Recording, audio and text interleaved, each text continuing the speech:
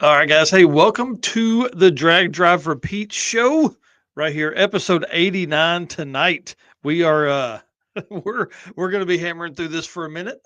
You will notice my right-hand man is not here yet. He is on his way to the desk. He'll be here in just a few minutes, but that was the text I was just reading from him saying I need just a few more minutes. So hey, that's the way it's going to go, y'all. Huge show tonight. We are going to have a lot of fun. So welcome to episode 89 of the Drag Drive Repeat show presented by Summit Racing. Y'all, we've got Graham Hayes on tonight, huge nitrous guy that's making a change in the car. It's going to be kind of cool. And we've got Remy from XS Power on, the battery company. That's going to be kind of a fun one simply because I know nothing about batteries, to be honest with you. So I have a lot of questions for that. Why people go 12 volt, why people go 16 volt, all that kind of stuff, and a ton of other news and entertainment from the Drag and Drive community. That's what you're getting right here. Well, y'all, I'm going to hit the intro video. We'll be here in a minute.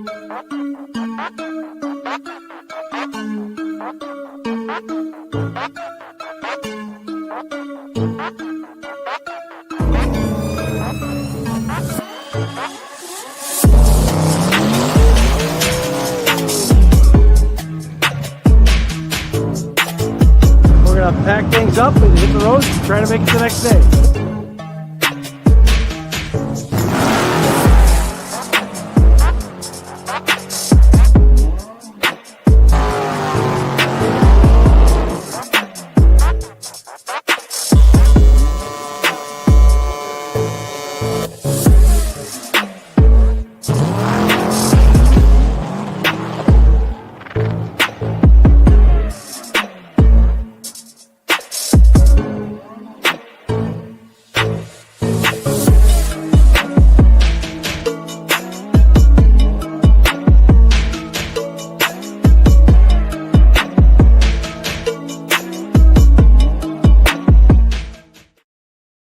All right, y'all. Well, you know the deal. My name is Mike Narks. I am the host of this Drag Drive Repeat show.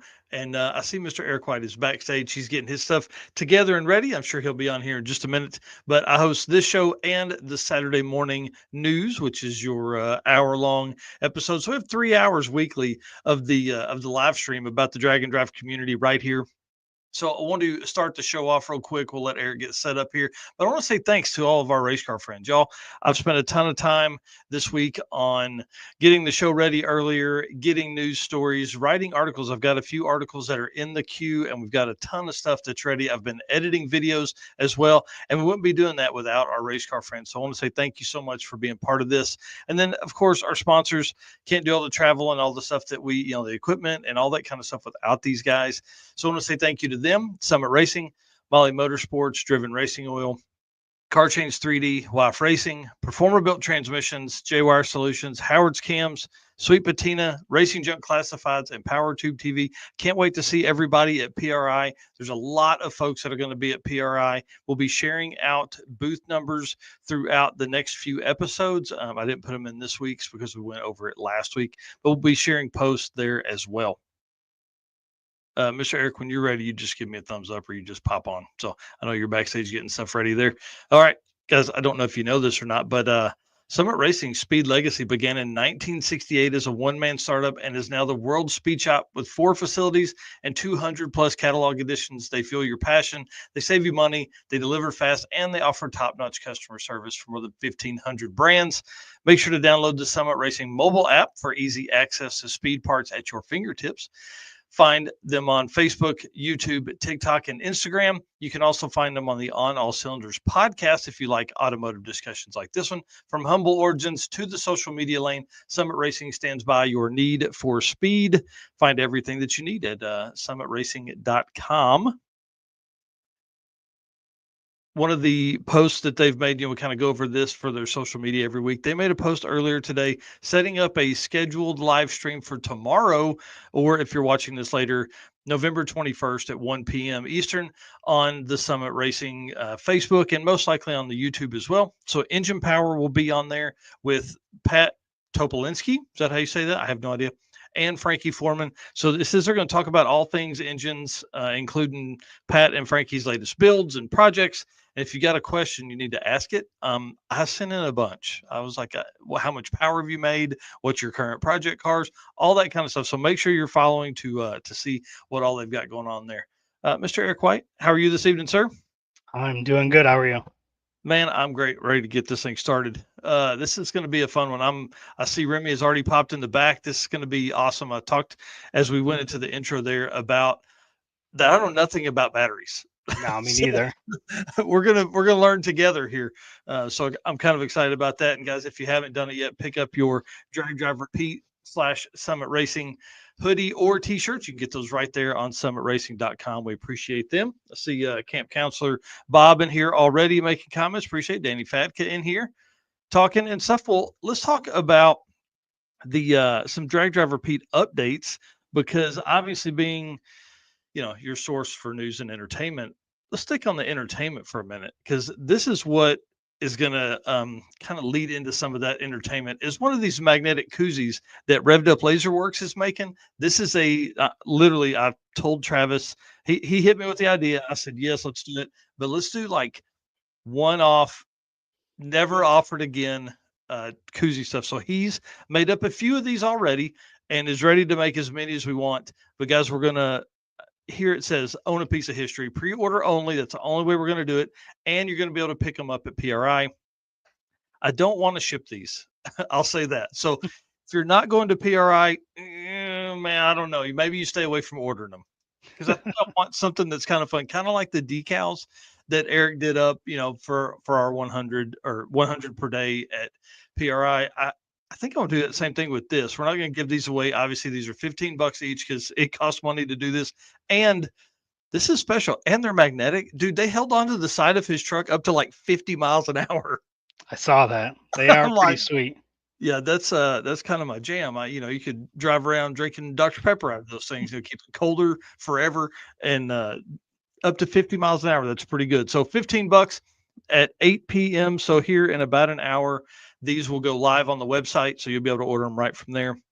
First come, first serve. So if you want the best color choice, you can see here he's got like 3 different color styles. You can come over to the booth, pick up your order right there at the booth. So make sure you do that. And I don't know, we're going to run this pre-order probably until the 11th, and then we'll change it up and see if we need to run it through the PRI weekend. Just because PRI, they frown on people selling stuff there at your booth. So we're not going to sell stuff at our booth, but people can purchase stuff online and pick it up there.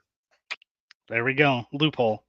That's probably the best way we can explain that.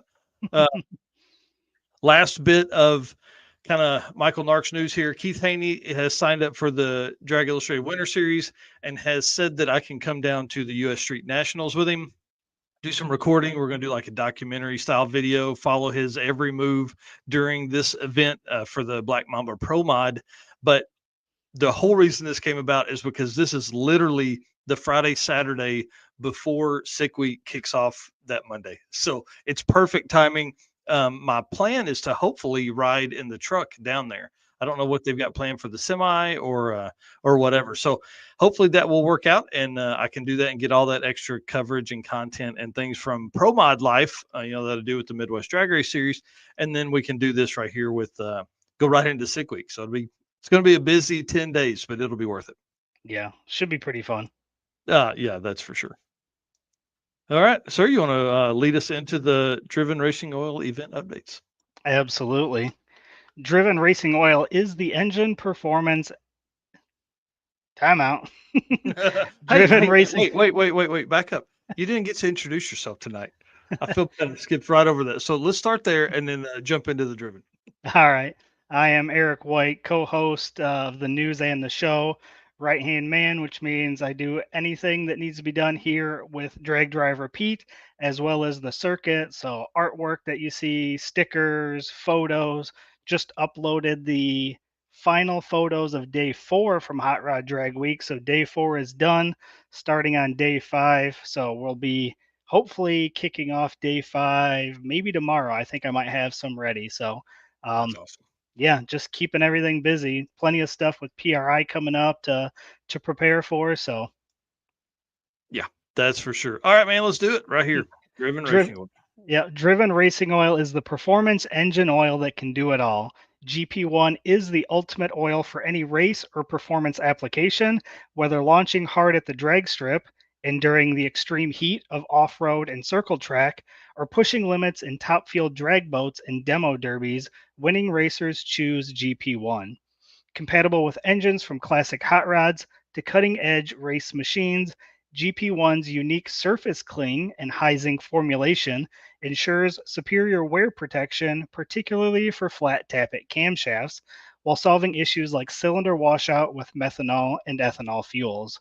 Created from the legendary Bradford, Pennsylvania base oil, then enhanced with state of the art additive packages, GP1 offers the best in protection and performance. You guys know you can follow Driven Racing Oil on Facebook and Instagram at Driven Racing Oil, or head over to drivenracingoil.com to pick up your oil or your merchandise, whatever you need, drivenracingoil.com. All right, so jumping into some event stuff, we are coming up on our last event of the year.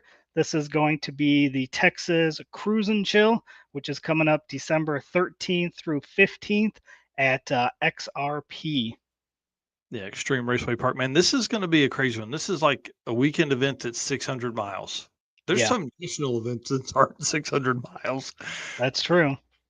Sean's been doing a good job. He's been posting quite a bit over there. So I'm excited to see how many folks end up in this one. You know, we really have only had, I guess, Rocky Mountain's been the only event in Texas this year. You know, Rocky Mountain and Race Week have been the only ones down there this year. So no regional events down there to give regional event promoters, an idea of where to go. Just saying.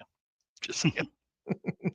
Well, guys, you know, PRI days away. Literally, is it 3 weeks? Do we have 3 weeks? Please, can we have 3 weeks left before we get into PRI? Booth number 4904. You got to come find us. We have the decals that Eric has made up. 100 each day. We've ordered a few extra just in case. Our new location is going to be amazing, to be honest with you. We're going to be through these very, very quickly. And you have to come to the booth. You have to ask for this thing. This isn't something that's going to be on the table. And so the folks that got some last year, we would love to see, multiple years going along there for them. And then, of course, the only reason we got a booth is to do the Drag and Drive Awards presented by Summit Racing. Y'all, this is a big deal. Thursday, 11 a.m., room 241. You've got to be there. If you're not there, there's going to be something wrong with you. This is a big deal. This is a lot of awards in there. I think we're like 20 something awards in there, and a lot of stuff that is not just performance based, like Road King, who drove the most toughest roadside repair. We're going to talk about in a little bit. A lot of awards like that to, recognize the drag and drive racers that are out there. Absolutely. All right. So this is exciting. Oh man, love So this. so after the awards, the Drag and Drive award ceremony, we are going live with excess batteries to unveil Bryant Goldstone's new car, which will be in their booth. So that's going to be at booth 3621 on Thursday the 12th at 12:30 p.m. So I highly suggest if you come to the award show, just follow us on over because that's where we're going right Yeah, after. this is a big deal. I mean, this is going to be under a cover. We're going to talk to Remy about this in a minute, but this is a brand new build. It's been rumored. He's told a few people about it, but sworn everyone to secrecy. This is going to be our first time for anyone to see it. I don't think he's posted a picture of it out there anywhere. I don't even know what powers this thing, but I can get an idea. I mean, it's probably twin turbo big block Chevrolet, based on what he's done so well with the Javelin. This is going to be it's going to be wild. Yeah, I'm excited to see it. Yeah, this car is going to be. I mean, again, if you're building something new, especially Bryant Goldstone, he already has a car that runs in the 640s. Like, is this car going for the fives? He's not going to build a car that goes as fast. Surely No, not. no, Yeah. you're not going to build a brand new car to go 620s. You know what I mean? Right. Yeah. Like, Yeah. I feel like if you're in a 640s car and you're building a new car, you have to be going for that five. Like, that's just my opinion. I could be wrong, but Yeah, I would think so, simply because that's what it's going to take to be on the top for next year. Because there's so many guys who are going to be gunning for that low 6 second number, and some high fives. Yeah. Crazy street cars, man, street cars. Yep. And then next up, so Thursday night, we are going to be hitting the PowerTube TV happy hour with all of those folks. And then we are heading over to do Sick Cart Chaos, again, put on by Sick the Mag. We did that last year. And we're going to be racing with the Summit Racing team. How cool is that? Man, I'm so ready for this. I think Alec is one of the racers, and he does a lot of autocross. So this is secret, but I'm going to go over to K1 Speed here in Northwest Arkansas, and I'm going to practice this next 2 weeks. I'm going to Yeah. some time behind the wheel. I'm not going to go in rusty like I did last time, and Yeah. had go kart experience. Can't go from the circuit in April to this one when it Yeah. counts. Yeah. Work on those forearms. Remember how sore those were Oh, after those? and What we do shoulders. 6 laps or something, if that. Golly. Yeah, shoulders, man, forearms and shoulders. That's what I need to work on. That's for sure. Well, other stuff we're talking, obviously PowerTube TV on Thursday, the Sit Cart Chaos. Then Friday night after the show is the PRI after party. And I want to give a shout out to John Paul Franks. He called me today. He's like, man, you've got to be at this. We missed this event last year. And he's like, you're missing out. Tons of street cars, tons of fun here at this event. And John Paul Franks is getting a booth for the Heads Up Hustle event. So if you're going to be in the area of this, it's like I think at the Indianapolis Fairgrounds. So run by their county fairgrounds. Something I don't know. You'll find it. It's right there. You can look on PRI After Party for the on Facebook and see it. But he's got a booth there. I can't wait to hang out with him again in person, but then also to see a lot of this stuff because the photos from last year looked like there were some pretty cool cars there. Yeah, I remember seeing that. I believe last year we were doing the podcast, right? During this. Mhm. Yep. We were with Harris, which we've got to find time to do that as well. So maybe we might have to do the monoxide podcast after the PRI after party. I don't know. That guy's been pretty busy. Um, Dude, events in 2025 already beginning. We've got a huge list. I think we're up to 14 confirmed date events for 2025 already. That's nothing. We're going to have 3 times that many by the time we get, hopefully, through PRI. I know Redwood Rally is waiting until PRI to release their dates, and then Hot Rod Drag Week's going to release their dates around there. Dude, this is going to be nuts. So Sick Week, I mean, what's this, month and a half, 2.5 months from now? Yeah. 70 days, somebody said the other day. Yep. Scary. January 28th through February 1st for Sick Week. Starts at South Georgia Motorsports Park, which is kind of cool. Yeah. Yep. Gonna be wild. Then up next is Kakalaki Run. That's gonna be in Darlington, March 24th through 29th. Yeah, I'm ready for this one. This is a brand new event. This is hosted by Drag and Drive Racers, Sharon and Jared Klausner. So this should be a good one. Anytime that you have somebody that has the experience they have doing drag and drives, hosting a drag and drive, it's always a win-win for sure. Yeah. And then the circuit up next, early April 3rd through 6th. And if you guys followed the circuit, Charity with Horsepower on Facebook, you saw my post today. It was kind of I don't know, I'm in this like throwback Thursday memory lane thing with a lot of the posts I've been making for some of the other pages I run. And I went back to look at albums, and 2019 was the first year for the circuit. And so 2025 will be the 7th year that this event's been hosted. Pretty wild, man. So I kind of laid out a little bit of history and what happened when and all that kind of stuff and how the car count has continually increased. And again, April 3rd through 6th is going to be a wild one for sure. Oh, absolutely. All right. Molly Motorsports segment here. This is when we're going to bring on Remy for excess power. So I'm going to read through this, and then we're going to talk about the toughest roadside, and then bring on the man with the plan, the dude that knows all the stuff about batteries that can maybe help us understand a little bit. So attention, high performance enthusiasts and racers, meet the Molly Motorsport Power Pack Kit, your ultimate solution for Power Pack performance. The Power Pack pistons are made from either 4032 aluminum alloy to allow for tighter cylinder to wall clearances and improved temperature stability, or 2618 alloy to allow for increased detonation resistance. What sets Molly apart? Forged pistons, Grafal coating, and phosphate treatment for peak performance and durability. Elevate your ride with Molly Motorsport, where performance meets precision. And you can visit mollymotorsport.com for more details.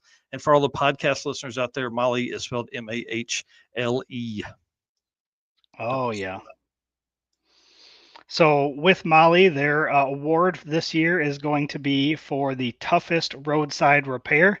So we have been collecting nominations for this award. So we're still looking for that. We are going to keep running this probably up until beginning of December, I would imagine, maybe Yep. end of the first week or so. But we want to know from you guys who you think had the toughest roadside repair in 2024. There's a form on the website, dragdriverepeat.com, where you can submit your nomination. So we'll be announcing the winner at the Drag and Drive Awards show presented by Summit Racing at PRI 2024. So probably somewhere around the beginning of December, we'll end that. But Mike just dropped that into the chat, the link for that. So again, dragdriverepeat.com. Under Daily Dose, it's the toughest roadside repair nomination. Yep. Yeah, I'm excited about that. A lot of good ones already. I think we're up to like 17 or something like that nominations. So it's pretty awesome. Yep. All All right. We ready to bring on Remy? I think so. Let's do it. Give us a thumbs up. You ready to go? All right, let's go ahead and bring him in. Hey, Remy, how's it going? Hey guys, how we doing? Thanks for having me. Absolutely. I'm excited about this one. This is going to be cool, man. Oh boy. Well, why don't you go ahead and introduce yourself? Tell everybody who you are and what you do. Yeah, so my name's Remy. I'm with Excess Power Batteries.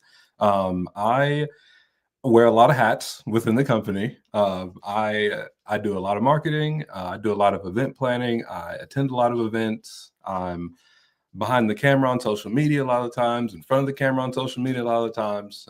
I'm just a talker. I'm information overload, and that's a good and a bad thing. Yeah, you'll fit in good here tonight then. Oh, right. All right. Well, give us a little bit of history about project cars you got, maybe current cars or previous cool cars you've had.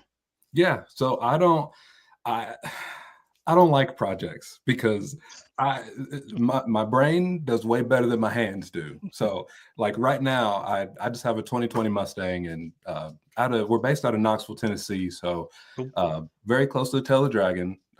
The Mustang is very set up for that. It's not a straight line car. It's suspension, brakes, tires. Like it's that route. There you go. Before then, I had a Ford Fusion Sport. It was 2018. It had the twin turbo V6. I promise I'm not a Ford guy. It just happened to be that way.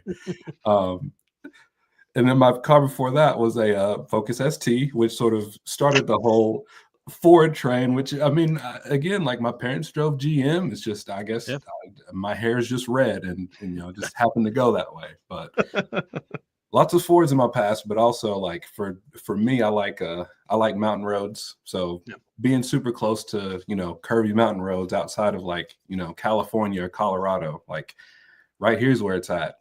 Yeah. Oh yeah, and I would think now in Knoxville there's a lot of drag strips around you, but there's probably more curvy roads around you than there are drag strips. So it's not a bad choice. You know what I mean?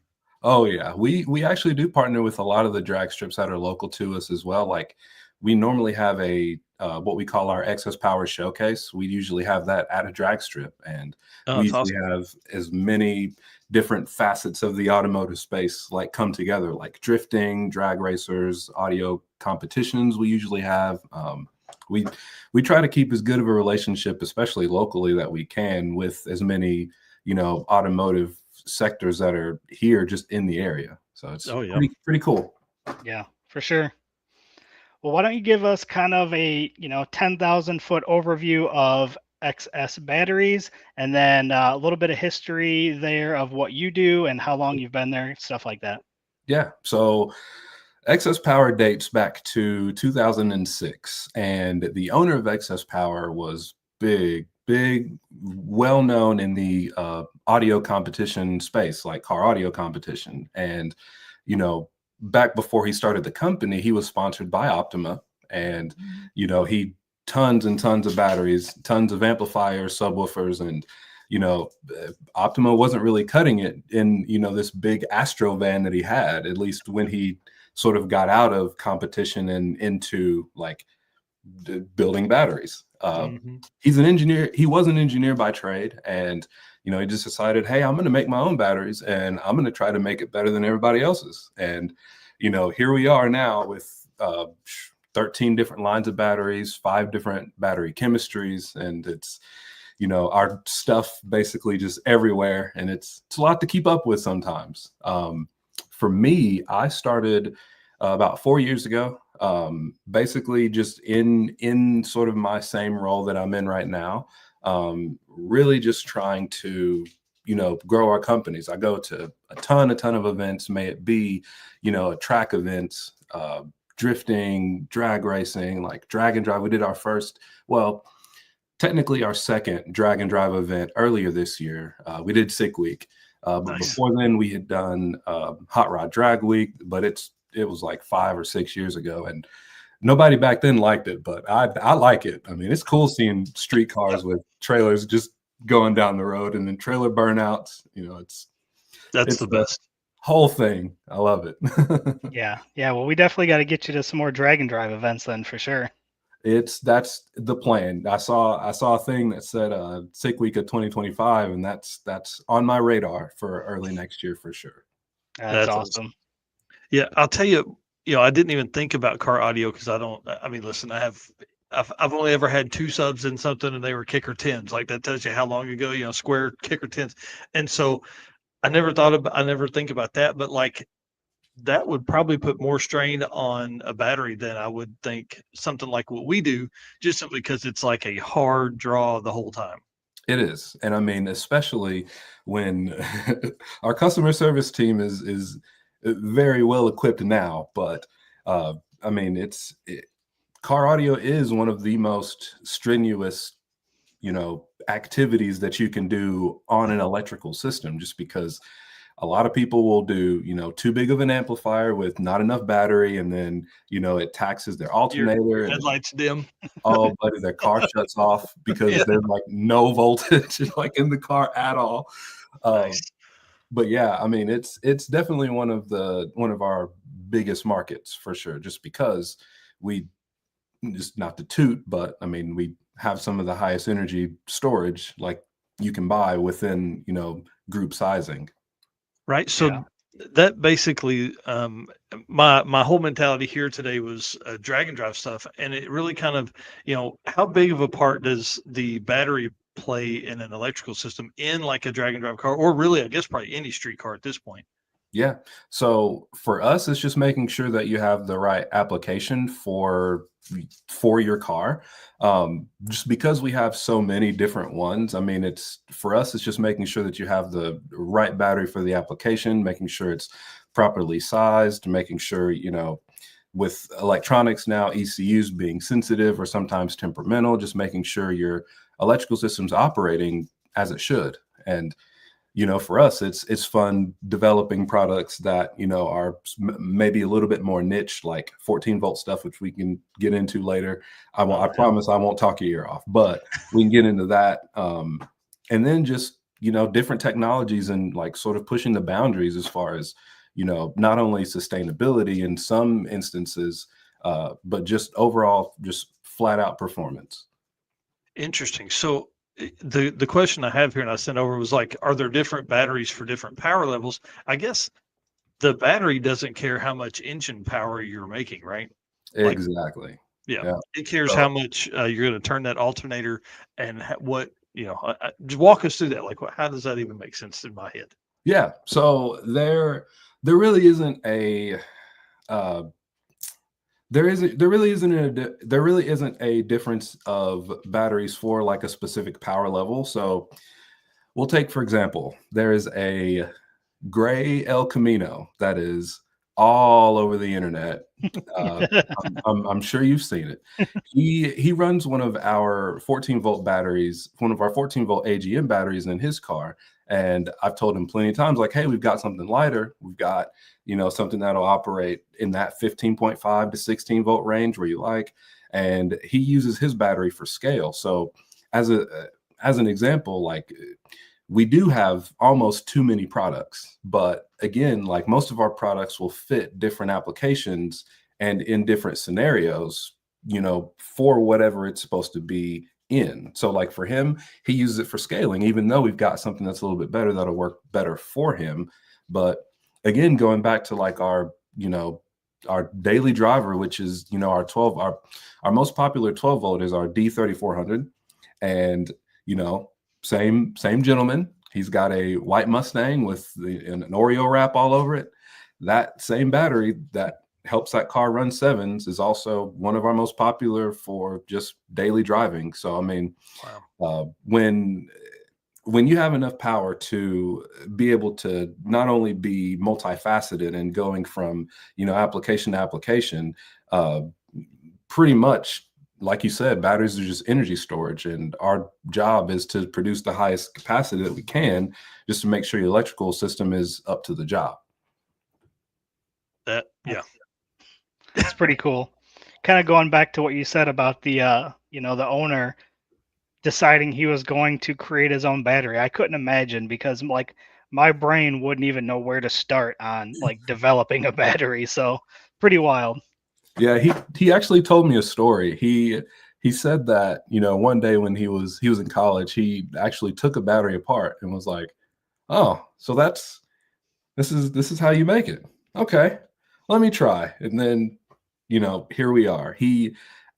Funny enough, he actually came from Power Master. He had a short run there, and now they're as successful as they can with alternators. And we see a lot of the combinations of either Power Master alternators with our batteries or like MechMan alternators with our batteries. Mm-hmm. Also, they're more toward like the audio side, but again, like our roots are pretty much just electric. No pun intended. Right. I like it. And that's that to build your own, because you need more power, you need your own setup. Like once you take the top off a battery, it's probably not that hard. But then the hard part is figuring out, okay, what materials will work best for this, and then a ton of trial and error. I would hate to see the pile of non-used battery material that you guys carry around there. And it's funny because we do, especially with the different types of lithiums that we have, we really do. We'll test some things, and if it's not up to snuff, then we'll build something different. Like we'll try. I mean, we've got a facility in upstate New York that actually does a lot of our lithium assembly and building and even manufacturing. So, when we decide to put something together, like like a capacitor, for example, we manufacture our own and we build them to look like a regular battery. Well, again, like if the cells aren't at the level of performance that we want, then I mean, it's pretty much back to the drawing board. Again, like, lithium as a whole has had a illustrious history. So it's an uphill battle of making sure that, our products are up to our standards and that they're able to actually perform just as well as anything else that's, twice or even three times the weight or even size. Wow, that's cool. It's a lot. Brandon here saying he's got an excess power goodies for his 4-wheel drive drag truck. Yeah, his truck is awesome. I see so again, behind the camera, social media, I see him tagging us all the time, and I love his truck. It's awesome. Yeah. That truck's crazy, and great to be that it was on. He finally got one Southeast Street Meet. That was great. Yeah. And Chuck here saying he's gone 20 miles with no alternator on his drag and drive car this past season. That's, I actually met Chuck and the gang at Big Three on Sick Week earlier this year. And what's crazy is that the Titan 8 RSVS5 isn't really made to work without an alternator, but the fact that it did is good. Right. Our Titan 8 line is it's growing as of now, but our Titan 8 series, like the RSVS5 and our Power S5, those are geared more to be like starting batteries and not have like a ton of capacity. So I mean, just that right there is good to hear. And especially with Titan 8, you can drain it all the way down to zero, charge it back up, and it's fine. It's one of the things that we sort of pride ourselves in, just because for especially for me, marketing, it's like, hey, we have this new lithium, it's the safest on the market, and there's people like, oh, I don't believe it. It's like, okay, well, uh, here's the proof right here. Yep. Yeah. That's cool.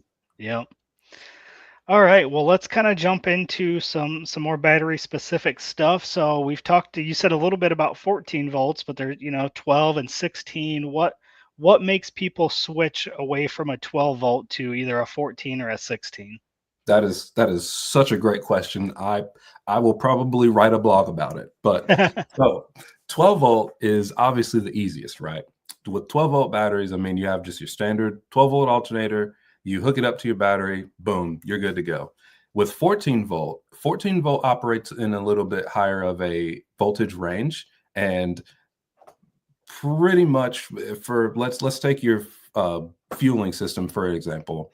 If you're going down the track and your alternator is charging at like 13.5, 14 volts, like that's good. But let's say you give it just that little extra oomph, and you gain 0.2 of a mile and like 10 miles an hour, like on the back half, just because you have higher voltage going to your injectors, like all of your fueling, and you just have more of it. That's what we see with our 14 volt guys, and it's not a terribly large market for us, but I mean, people do see results, which is awesome. On top of that, with 16 volt, not a lot of people run 16 volt with an alternator. So with people that run 16 volt, we call them total loss applications, like circle track guys, like dirt late models, drag racing, like not drag and drive, but straight up drag racing. They'll get a 16 volt battery and just constantly drain it, total loss.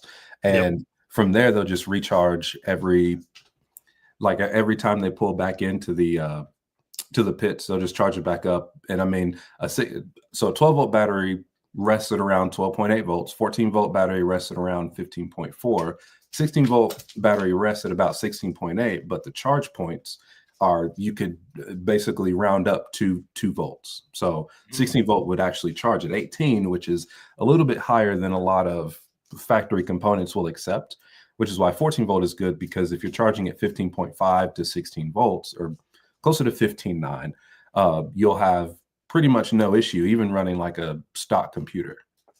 And that's more or less like that market, just because, and again, we've tried it. You put a 16 volt battery and just hook it up to a car, you flick the key and nothing happens. Well, there's sensors that are in a lot of these electronics that won't allow them to run, but they will allow them to run below 15.9 volts. So that's sort of where 14 volt comes into play. And again, I mean, with batteries just being, energy storage, we see a lot of our stuff being used in marine applications too. I mean, two 12 volt batteries make a 24 volt battery. So you think like a trolling motor or something like that on a boat, or like an RV that has a 24 volt inverter that converts. It's fun.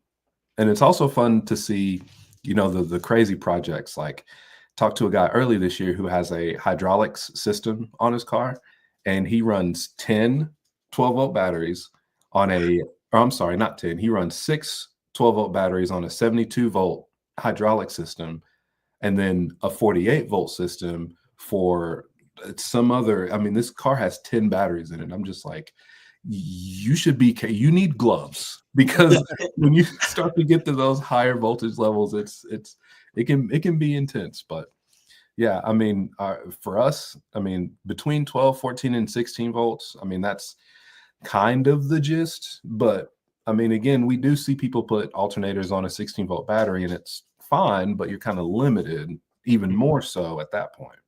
It's interesting. Yeah. I can see Mike's wheels are spinning over there. I'm doing the math on 10 batteries. Like, dude's got 450 pounds worth of batteries in this car. Oh, he did so he did 10 of our group 31 batteries, which are 84 pounds each.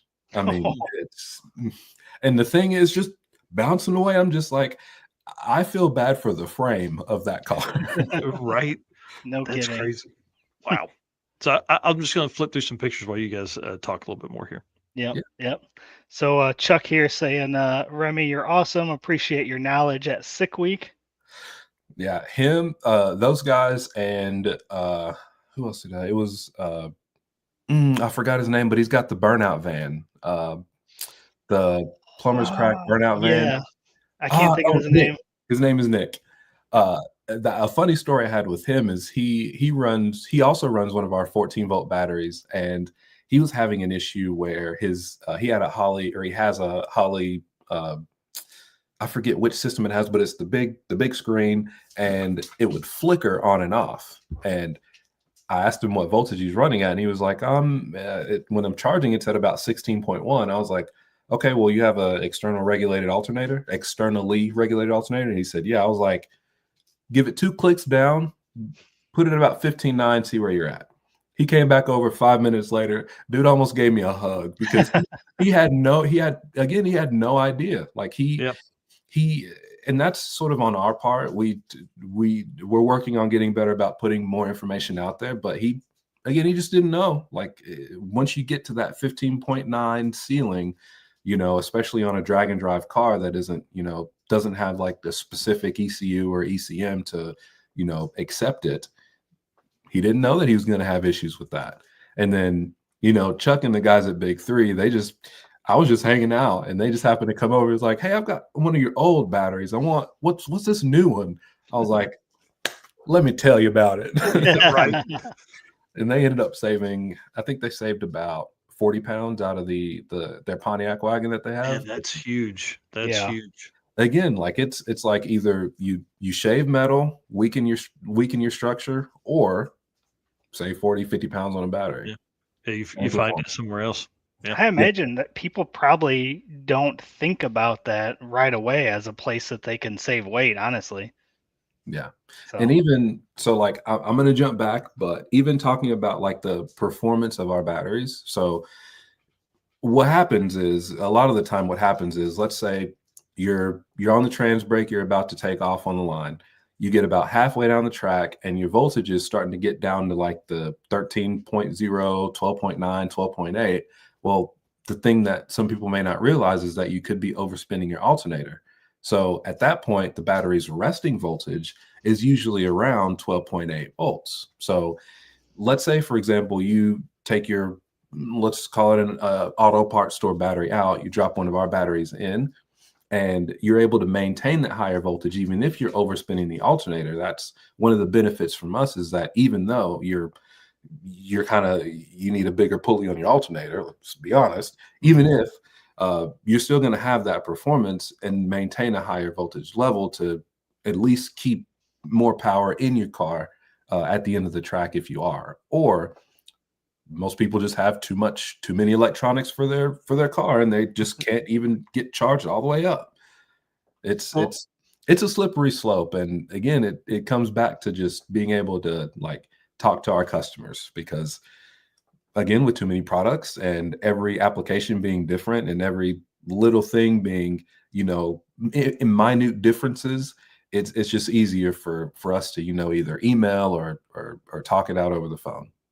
Right. And so you're talking about a bigger pulley, but doesn't that create struggles when you're cruising or idling in traffic? Because now your alternator isn't turning enough to maybe charge. So again, that's where having a battery that's kind of built for that. So what questions should a person have when they're making this call or sending this email? Like what all stuff should they have together? So they don't have to have anything together. We pretty much have it down almost to a science. Like we usually start with the first 3 questions of where's the battery located?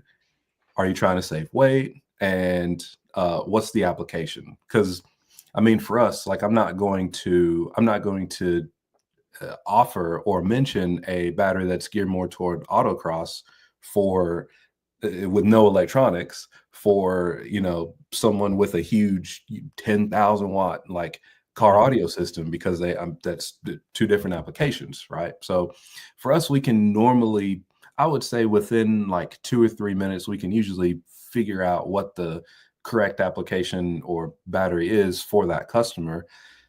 The issue is when customers just order whatever and they're like, oh yeah, it'll work, and then it doesn't, and it's like, well, I wish you just called us. We could have told you. And that is the struggle, and a lot of times that's why guys like you are so good for the community, because they can call and figure out, and hopefully they watch this and they go, oh, you know what? I ordered this battery because Chuck Stefanski has it on his wagon. If it worked for him, it'll work for me. Well, guess what? It may not. Yeah.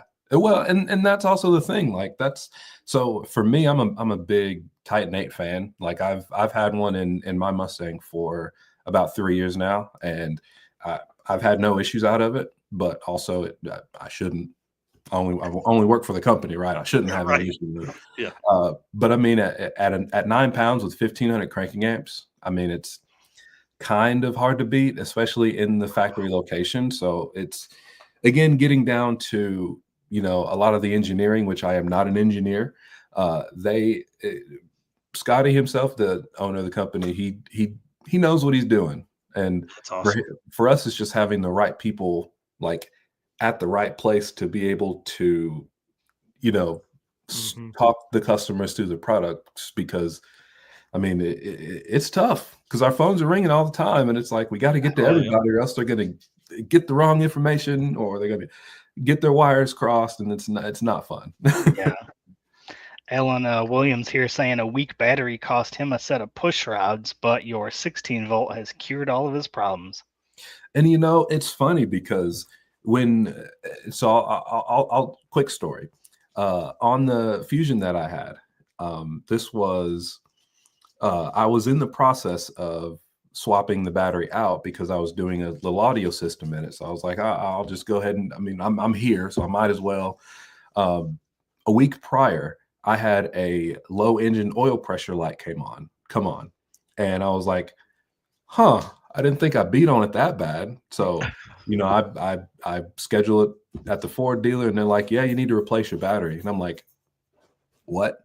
I need to replace my literally, like having a weak battery caused a sensor for the oil pressure to read low. So I mean, like little things like that you may not even know could potentially be battery related, which is another uphill battle because of all of the sensors and battery management systems that a lot of like modern cars have.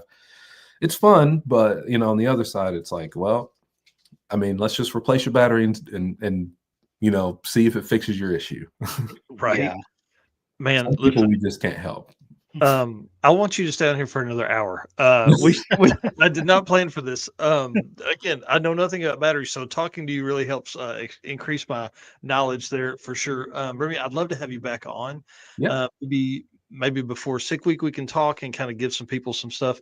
Can you please tell everybody where to find Excess Power on all their social media, website, and all that stuff?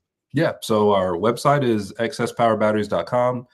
Our Instagram is the letter 4 Excess Power, or if you just search Excess Power Batteries, will be the first one to pop up. Facebook is facebook.com/excess power, which I mean, it should be the first one that pops up. We have a TikTok. Our YouTube is also Excess Power Batteries, and I try to, given the time, I try to get as much content out as I can, especially that's helpful content. And Scotty told me the other day that I need to start writing blogs. So Nice. it's also going to be another project on our website. Just little things like, why is my battery swollen? Like why, just things like that people just need to know. And it's, again, it goes back to just having people in place to be able to do those things. And, even if it's 12-hour days, it's still things that need to get done. Then you make it 14. It's fine. Yeah, It's right. fine. Believe me, I live your life, brother. Believe me. Well, What's an extra hour here and there? yeah, it's nothing. Well, guys, again, listen, I want to say thanks to Remy. This is a big deal for us to be able to do this. I know they wanted to unveil. This is a huge car for the community. This is a big deal. Brian Goldstone has built a brand new car, and it's going to be unveiled at the Excess Power booth. You can find it all weekend, booth 3621 at PRI. Please go over and say hi. Please go over and ask these guys strange questions like what I've been asking him all night tonight. They'll know it. It'll be great. And again, just want to say thanks for coming on tonight. And we're going to, man, there's a lot of questions that are rattling around in my head. I'm sure y'all saw me kind of staring off into space because There's a lot of knowledge to be had there, and we really appreciate you coming on, man. You're welcome. And I will say, I have seen pictures of his car. Nice. He obviously told me not to spoil it, but Oh, Oh bring yeah. it on. mm. Bring it on. Yeah, this is gonna be a great one. And man, I'm telling you, like we said earlier, this car is gonna be, if Bryant Goldstone's building something new, it's gonna be bad to the bone. Yeah. Mhm. When he does something, he does it. Oh yeah, That's that's right. for sure. All right, Remy, thank you so much, man. Appreciate it. Have a great night. Yep. Hey, Thank thank you you. for having me on. Thank you, guys. Yep. How cool, man. I'm telling you, I could talk to that dude for another hour. Yeah, for sure. And There's a lot of information there. yeah, and a big shout out to Goldstone for introducing me to Remy. So um, they're gonna have a banner up, and with him running excess batteries, there's gonna be one of the photos. I believe was it from Havlicks, I think, that I sent to them. That's gonna be on display. So thanks to Bryant for introducing us, and I'm excited to check out their booth and actually get a chance to meet in person and see the new car too. Yeah, yep, that's exactly right. Well, let's get to this thing, man. We got to get rolling. I can see Graham is backstage, so we've got just a little bit for you, Graham, and then we'll be on momentarily. Well, guys, J-Wire Solutions, our buddy Jay Blanchard, expert car and marine wiring solutions you can trust. J-Wire Solutions can wire and plumb your hot rod, drag car, and race car, drag and drive car, all that and more. Plus, they offer products to make your driving experience better, like the blinker module. This is a big deal. You guys don't even understand. This is a must for drag and drive cars. The module allows your rear turn signals to continue to blink while you have the brake pedal applied, just like the stock car did way back before you ripped all the wiring out and put an aftermarket wiring harness in there. So jump on jwiresolutions.com, pick up all the stuff. He's got a ton more. We talked about a lot of the stuff with him on episode 88 that had a lot of his relays and why it was all important and everything like that. So let's talk about some other news though. This is pretty wild, man. Yeah, so I'm sure everybody saw this. It has been all Yep. over social media, but roadkill is no more. How disappointing is that? Yeah, it's pretty wild that all of a sudden they closed it's like the Motor Trim production, like all of the TV stuff is gone. They're closing down. What really blew my mind was they said they had 41 billion with a B in debt. Bro, somebody's Wow. got to learn to borrow money, right? Or something. I don't know. Or somebody did learn to borrow money, right?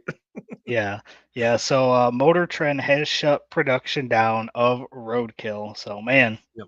that's sad. Yeah, and it's not just Roadkill, dude. It's so Roadkill season 3, season 13 will be the last one, but it's Hot Rod Garage with Alex Taylor and Lucky. It's Texas Metal, it's Roadkill Garage, it's Faster with Newburn and Cotton, it's Full Custom Garage with Ian Russell. Like, dude, crazy. Like Yeah. a lot of the shows that you watch and that are like legit car shows, they're not going to be around anymore. Yep, yep. It's like most of the production media stuff is just Yep. it won't be there. Now, obviously one of the biggest worries for everybody that is in our community is, what does this mean for drag week? What does this mean for any hot rod event, power tour, things like that? So Mike Galemi finally spoke up on it. Not finally, I mean, it took him 2 days to put it out, but hey, he's probably getting this stuff together, making sure he was saying it right. But he said on Facebook, he said, there's been a lot of chatter and downright fake news being reported after some breaking info yesterday. He said, I wanted to make a simple and direct statement. Hot Rod Digital and print, then he edited it later, said Motor Trend editorial and events, Drag Week, Power Tour, and other editorial projects are unaffected by the changes happening in the TV programming. He said there will be announcements coming soon regarding Drag Week and Power Tour schedule and locations earlier than previous years. I promise. I think they typically have always planned it around PRI, but he said the Hot Rod Magazine Winter 2025 issue is heading to newsstands and is out to subscribers. It includes drag week coverage and many other types of badass street cars. He said we had a successful relaunch of hotrod.com and a banger at SEMA show as the brand continues to grow and change for 2025. We look forward to seeing our friends at PRI show next month. So I think that probably puts that hammer in Yeah. that nail right there to let everybody know hot rod stuff is not going away, and none of the digital and the print stuff is going away. It's literally just the new TV stuff. And from what I understand, Motor Trend or Hot Rod TV or whatever it's called will now be like a rerun place. So you'll still be able to watch all of your stuff. Plus, all of the stars have gone and created their own, YouTube channels and all that kind of stuff. Right. So you'll have plenty of stuff to watch from there. Yep. Uh, Still disappointing to see, but yeah. The happens. one thing is, I think it will allow for more YouTube.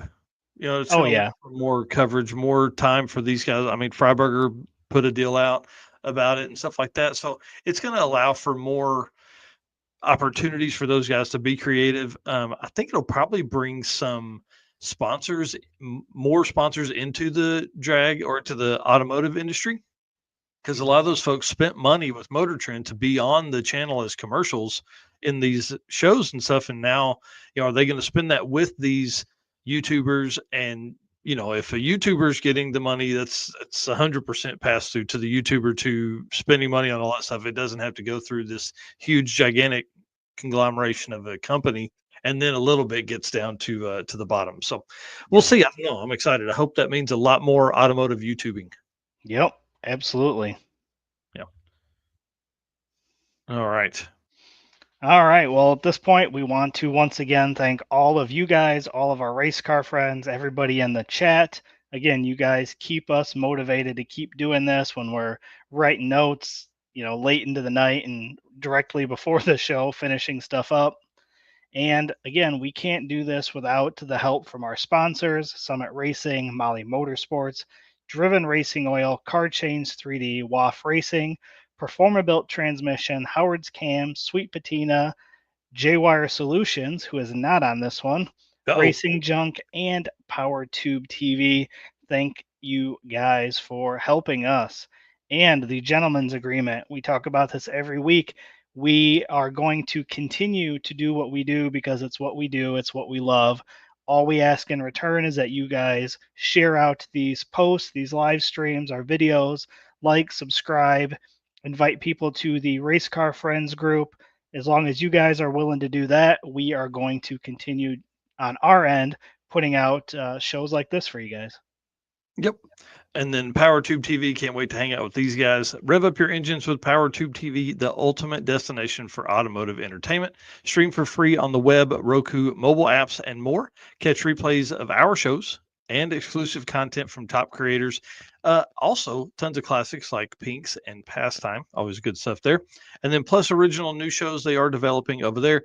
PowerTube TV isn't just a platform, it's a community. Join the content creator development program and be part of something special like we are right here. We do that. You can find more at watchpttv.com. All right. And WAF Racing. WAF Racing is a collective of engineers, racers, and hot rod enthusiasts who have come together in one place to create custom parts, tools, and electrical gadgets. With passion for racing, hot rodding cars and bikes, both classics and new, you just never know what they might be working on. Check them out at waf-racing.com and on their social media. And also, come by our booth at PRI because they are going to have some of the products set up at our booth for you guys to check out. So if you haven't had a chance to see some of their products, either at an event or on their website, come on by. We'll have them at our booth. You can pick them up, take a look at them, get a feel for them, see what might be interested. And again, maybe there's something that you can work with them on that they don't have already that maybe they can make for you. So Mm-hmm. Yeah, I'm excited about this and being able to spend the weekend with Chris Wozniak. It's going to be cool. I love that dude. You guys know, you know, he's one of my favorite people out there. Well, let's talk about part of the WAF racing thing is sometimes I like to do random stuff. So we did random racer again tonight, and of course put in number 1 through 1,819 quarter mile racers and came up with number 505, and that's Frank Veneziano Veneziano. that's what I would have went with. Sure. In his 2021 Ford Mustang GT500. He was in DYO at Six Summer 2024. He ended the week with a 10.603 average. Thought that was pretty quick for that car. And then, but his spread 0.398. That's not going to win that class at all, but it is competitive in the class for sure. And it's less than, you know, 0.4 of a second spread between 5 days at 4 different tracks. So come get some. There's not a lot of people in the world that can do that. So I'm sure that puts him in the top half. And he has done one event in 2024. And then, so I grabbed a couple pictures of this. Thankfully, this guy did have a few photos on his Facebook page. There, it made it easier to grab those. And I'm sure we probably have a photo within the Drag Drive Repeat album of this car somewhere, either a photo of the car or in the background or whatever. Yeah, I feel like I've definitely seen it before. Yeah, great looking car. Great looking car for sure. And then next up is the 8th Mile Racer here. So again, same thing. 828 8th Mile Racers for national level events. So put it in the old randomizer. Number 117 is Ryan Rezinkin. I don't know, man. You guys kill me with these names here. And the 72 El Camino. This photo is from 2017 because he hasn't updated his photos on Facebook, and Redwood Rally hadn't got their photos out yet. So this is the only photo we have of this car. So I hope it's still red. Hope it still looks similar. He ran in the tailgate class at Redwood Rally. Ended up with a 5.958 average. So one of the quickest cars of the event for sure. And I think this was his only event to do in 2024. It's all I had on him from our side as well. So again, random stuff, man. Yep. Well, it looks like there's another random thing here that we're going to try out, and that is throwback to topics from a random episode. So, random episode for this week was episode number 12, which, man, that feels like a long time ago. Dude, we're at 89. So yeah, it was Yeah. forever ago. Yep, May of 2023. So topics from that event were back to the Streets creator Matt Lang came on and talked about the format for the first no prep heads up 8th Mile Drag and Drive event. We talked about how do the eliminations work with a drag and drive. So kind of cool to go back and revisit some of the conversations from old episodes. Yeah, it was kind of cool. So I was going through the notes like, dude, do you remember Delta Speed Week? The one that was going to be Arkansas? You know, that was going to be cool. Central Illinois Streetcar Shootout we went over. But you see the guests we had on the show, right? Yeah. Just Keith Turk and Keith Guido. Turk. Bro, this may have been, this is a top 5 episode right here. Yeah. I may have to send the link out to this one. You think about it, May of 2023, dude, that's a long time ago. Yeah. Year and a half ago. Yeah, a lot has changed since then. Yes. Yes, it has. that was episode 12, man. We're at episode 89 right now. Pretty crazy. Yeah. Wild. Yeah. So again, thanks to Wild Racing. Appreciate you guys, and can't wait to hang out at PRI. Yep. All right. Howard's Camps community, dude. All right, let me hit this this video and then we'll jump in. Hello, ladies and gentlemen. Harris from the Monoxide Podcast. Real quick, Howard's Cams was founded as a racing cam manufacturer almost 80 years ago when Howard Johansson created Howard's Power and Racing Equipment in 1945.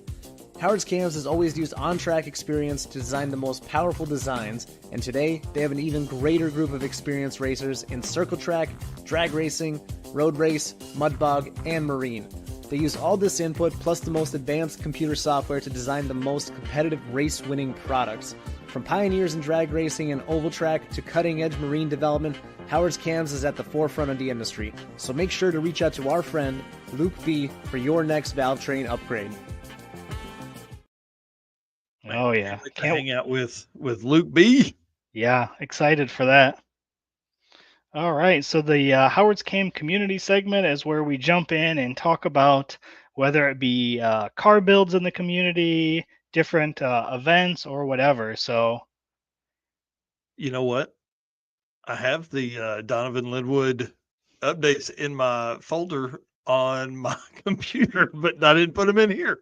yeah, that's not gonna work too well, eh? People aren't going to care about that.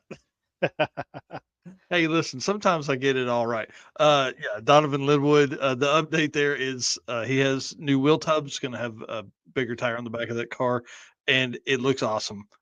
You have to just envision it in your head, the photo that I had in there. So go follow Donovan Linwood on Facebook. He's got the photo up there. Yeah. Uh, do you have anything from these? Nope, all I've got's Graham Hayes stuff, man, because Uh-huh. he's the coolest dude for tonight. I'm All not right. again in the folder. I don't even have my hard drive out here to I can pull them up. Yeah. Well, topic number 2 we can definitely talk about because Hmm. that is Adam Dory, the airborne announcer, is he's booking for 2025. So if you are a promoter for an event and you need an announcer, be sure to hit up Adam Dory before his schedule gets filled up. Yeah, I love that dude. He is a great announcer for sure. And then our last topic here before we bring on Graham is Matt Blasco. We hinted at that the other day, and he still won't let me share photos of this stuff. But he said that he finally got his air intakes 3D printed out of polycarbonate carbon fiber, and they look good. And now just have to dyno the car and make sure it's good. They switched to alcohol instead of C16 and remove the intercooler for packaging in the new car. So if you've been around Matt for a while, you can probably put together what he's putting together. This car's going to be nuts, man. And sick week 2025 is kind of the plan for the debut. So fingers crossed, we'll see. There we go. Yeah. All right. Well, Graham getting set back up here. I want to this dude is really a ton of fun. I'm gonna kind of talk about it before we bring him on, but he is anytime we see him at any event, he's always having a great time. No Oh matter yeah. if he's really having a good time or not, because he's had some wild times for sure at some of the events. So we're going to talk about some of that. We're going to talk about the current car project. We're going to talk about what how he got there and all that kind of stuff. So let's bring on Mr. Graham Hayes. Sir, how are you this evening? How are y'all doing this evening? I'm doing great. We're Dude, we're good. having a blast. I'm excited about this. You and I have probably in all the times we've been together have spent 20 minutes standing next to each other. So we're gonna get to hang out for about 30 or 40 minutes tonight. So it's Yeah, a little yeah. fun. You weren't hanging out with us at Drag Week, Eric. We got to hang out for a while, but we don't Yeah. know where you were. He must have been snoozing. Yeah. Now he had to leave to go to what was it, a Midwest Drag Race Oh series yeah, event. the big pro mod race. Yeah, dang. Yeah. Well, I think I missed that for sure. You did. You Yeah. did. We had a lot of fun. Yep, it was a good night that night. We stayed out too late because the next morning we woke up and had to take the oil pan off before we left the parking lot. Oh no. Oh, Yep. So the next morning the oil pump stuck and it blew up an oil filter. And then while we were going through the motor after that, after we beat the oil pump, the oil pump bypass back open for the second time the week, we found like I think it was probably like 7 or 8 push rods that were stopped up and some rocker arms that were burned up. And we were like, hey, it's the last day. Who cares, you know? right. And just got to get to the track, make one pass. That's all we need. Yep. It Man, did that's it. great. So That's awesome. Well, we definitely want to talk about that car, but I want to back up. I want to talk about like how you got to this 7 second car. Like walk us through some of the cars you had in the past. yeah, so my very first car, well, actually, shoot, right there, it's a '82 S10 that is. I bring it out. We say I bring it out every 3 or 4 years. It's been redone many a time, but my dad's really good buddy. He actually gave it to me. He had put a motor in it, and a transmission in it, and he had just kind of got tired of it, and he gave it to me for Christmas, 2014. So I was 14 years old, and I played with it for a while, and then I ended up buying an LS and putting an LS in it. And I believe the first time we went to the track, I was 15. I know I couldn't drive because my parents took me there, and I believe it ran a high 13 the first pass, and the second pass it broke the like $8 cheapo spool I had for the whatever junky rear end was in it, and it locked the tires up, and I spun it around backwards at Virginia Motorsports Park, and of course, it was all, it had like a little roll bar in it, but no serious cage or anything. And after that night, Dad came out and said, "Are you going to keep doing this?" I said, "Yeah, I am." He said, "Well, I want you to be safe." So we took the truck and it got like an 8-point cage in it, something a little safer, definitely plenty for what we were doing at the time. And this was the first car I ever messed with nitrous on, so I had like one of those plates on the stock drive-by-wire throttle body off on this 5.3 LS, and it did fine, but it just wouldn't make the power. I really wanted to run. At the time, I was like, I want to run tens, and the only way to do that with a $300 LS motor was turbos, and so I actually I followed the Hot Rod Garage bone marrow build almost to a T. I mean, every part number they put out, I saved up and got it, and I don't know that it went tens. It probably went like, high 11s or something, but Yeah. we definitely played with it for a long time. And so that was my first, introduction. And I mean, I welded the quarters in it. I painted it. When I got it, it was 4 trucks or 5 trucks he'd put together. If you take the interior out of it, there is more colors in there than a Crayola box. That's And awesome. yeah, I mean, we did a bunch of work to it over, many years, and really, it really taught me. It was really a good foundation, to learn Mhm. on, and nobody cared about it. So if you messed it up or did something wrong, I mean, the guy that gave it to me, I asked him a question one time, and he said, "You have a welder and a grinder. There's nothing you can't mess up that you can't fix." So I'm sure there's some stuff on it that's terribly unstraight from a 14-year-old, putting Yeah. cab corners on it, but it looks decent from 50 foot away. So Yeah. There you go. And it looks good. What's it run now? um at sick week, the first year of sick week, the first day was the last time it went in the quarter. I want to say it went a bottom 8, maybe a high 7. It's a Oh, yeah, it's a single turbo 408 LS. It's got some good stuff in it, but it's still stock block deal. It's more down to earth than most of my other stuff is, I would say. So it's got a 750 cage in it now. It's all chrome moly, nice 9-inch cow tracks. It's a fun truck, but I'm actually putting it back together to run our local heads up 8th mile next year. I'm going to run it in our local streetcar class. They're kind of booting me out with some of our other cars we bring down there. So Nice. Well, why don't you give us a little build recap on both the gray and the purple car? okay, yeah. So the purple car came about because of Drag Week. A family friend had bought a car to go do Drag Week, and we went down to the auction. Well, I guess he was buying. He was going to buy it at this auction, and while we were down there, there was all these really nice, incredibly bespoke, just mint muscle cars, and then there was this one purple Nova that somebody had destroyed, and all these people were talking about how it was going to sell for no money, and if it was all original, it would be so much better. And I fell in love with it. I was probably 17, 18 years old. I fell in love with it. And my dad walked around there and he said, "You like it?" And I said, "Yes, sir." And he said, "This is the first car that me and you both like." We both, he loved Corvettes. I wasn't a big Corvette guy. I loved, the G bodies, and I like stuff that was a little weirder, I guess you would say. And he was like, "I like a Chevy too. You like a Chevy too." And so we ended up, he said, "You got this much money to go play with," and it sold for way less than that. This thing, nobody there liked it. They all had their noses turned up in there. And we actually drove like a passenger car down there. So we had to drive like 5 hours home, get a truck and trailer, go back oh, down there. Yeah, it was completely unplanned. And Dad was like, "Hey, we got us a car now, so let's do Drag Week." And it had a 454 in it that was probably a 400 that they claimed was like some built, to the hill motor. It was probably out of some farm truck. And it had a power glide in it that my transmission guy at the time said was the worst power glide he'd ever laid eyes on.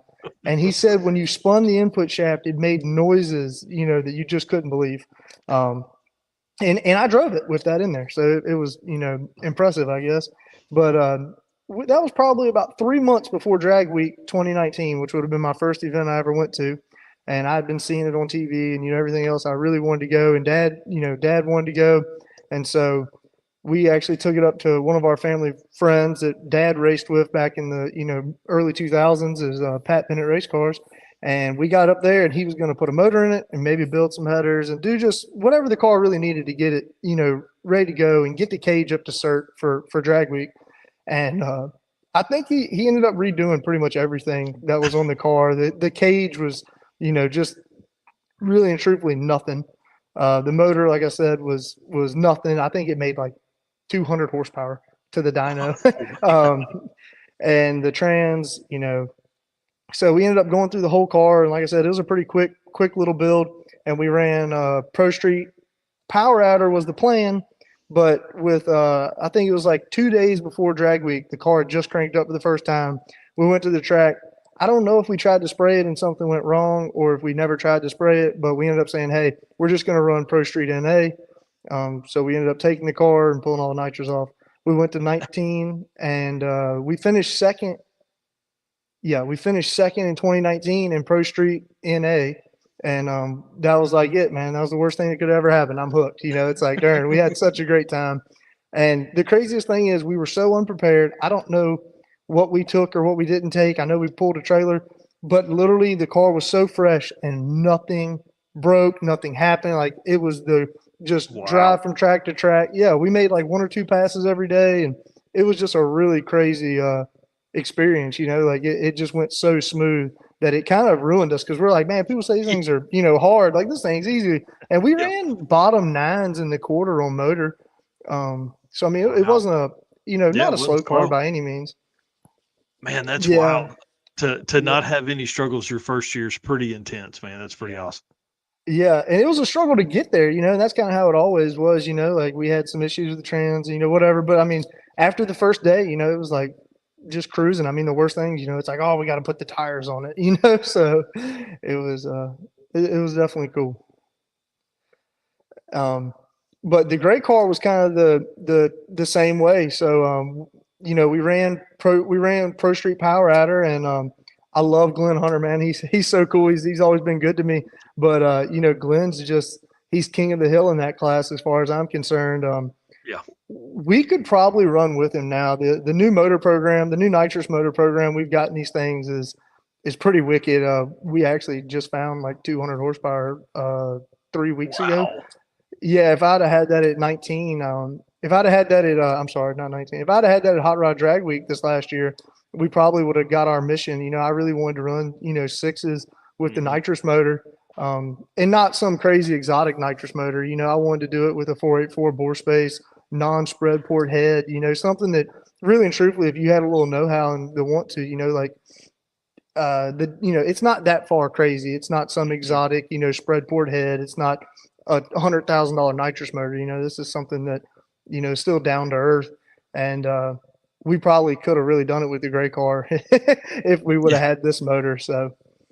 Man, that's crazy. Yeah, you were close. We're going to talk about that here in just a minute. Yeah. So we ended up doing the gray car, though. We wanted to step up to the next class, and the next class is obviously, Ultimate Iron. And our plan was to build a car that was, 3,000 pounds on the money. And we wanted to make 2,000 horsepower. That should run, 680s, pretty easily with a 400 lockup with a good 60 foot. And of course, being me, it's going to be on a radial. It's going to be on either 275 or 315, and we're gonna run that thing hard up front, and just kind of coast out the back with the nitrous motor. It's kind of all you can do, anyways. So that car came together pretty quick as well.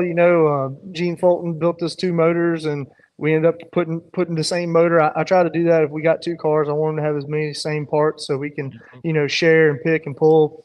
And that actually came in really handy this year because we stole Dad's motor to go to drag week and made him stay at home. We burned ours up. We burned one up like 2-3 days before we left testing one night. I was like, man, this thing's hurt. And I didn't have time to put sleeves in it or take it to anyone to put sleeves in it. And we were like, hey, we're stealing your motor. So, but we ended up getting this new nitrous motor. It's a 706. It made good power. It did everything we wanted to do.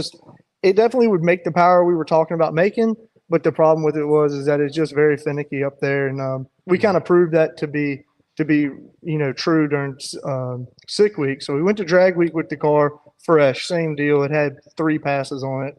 I didn't have my license. The car was 6.0 certed, but I didn't have my license, and I was going to try to get them there. But this was the year we were at Darlington, and Darlington wasn't sanctioned, and it just turned into kind of a mess. So we ended up 750 bracket racing it. I believe we finished second, even 750 bracket racing. I know we turned in like maybe 1 or 2 750 with a number. Wow. So like, yeah, we were like, darn, we're pretty good at bracket racing for people that never bracket raced.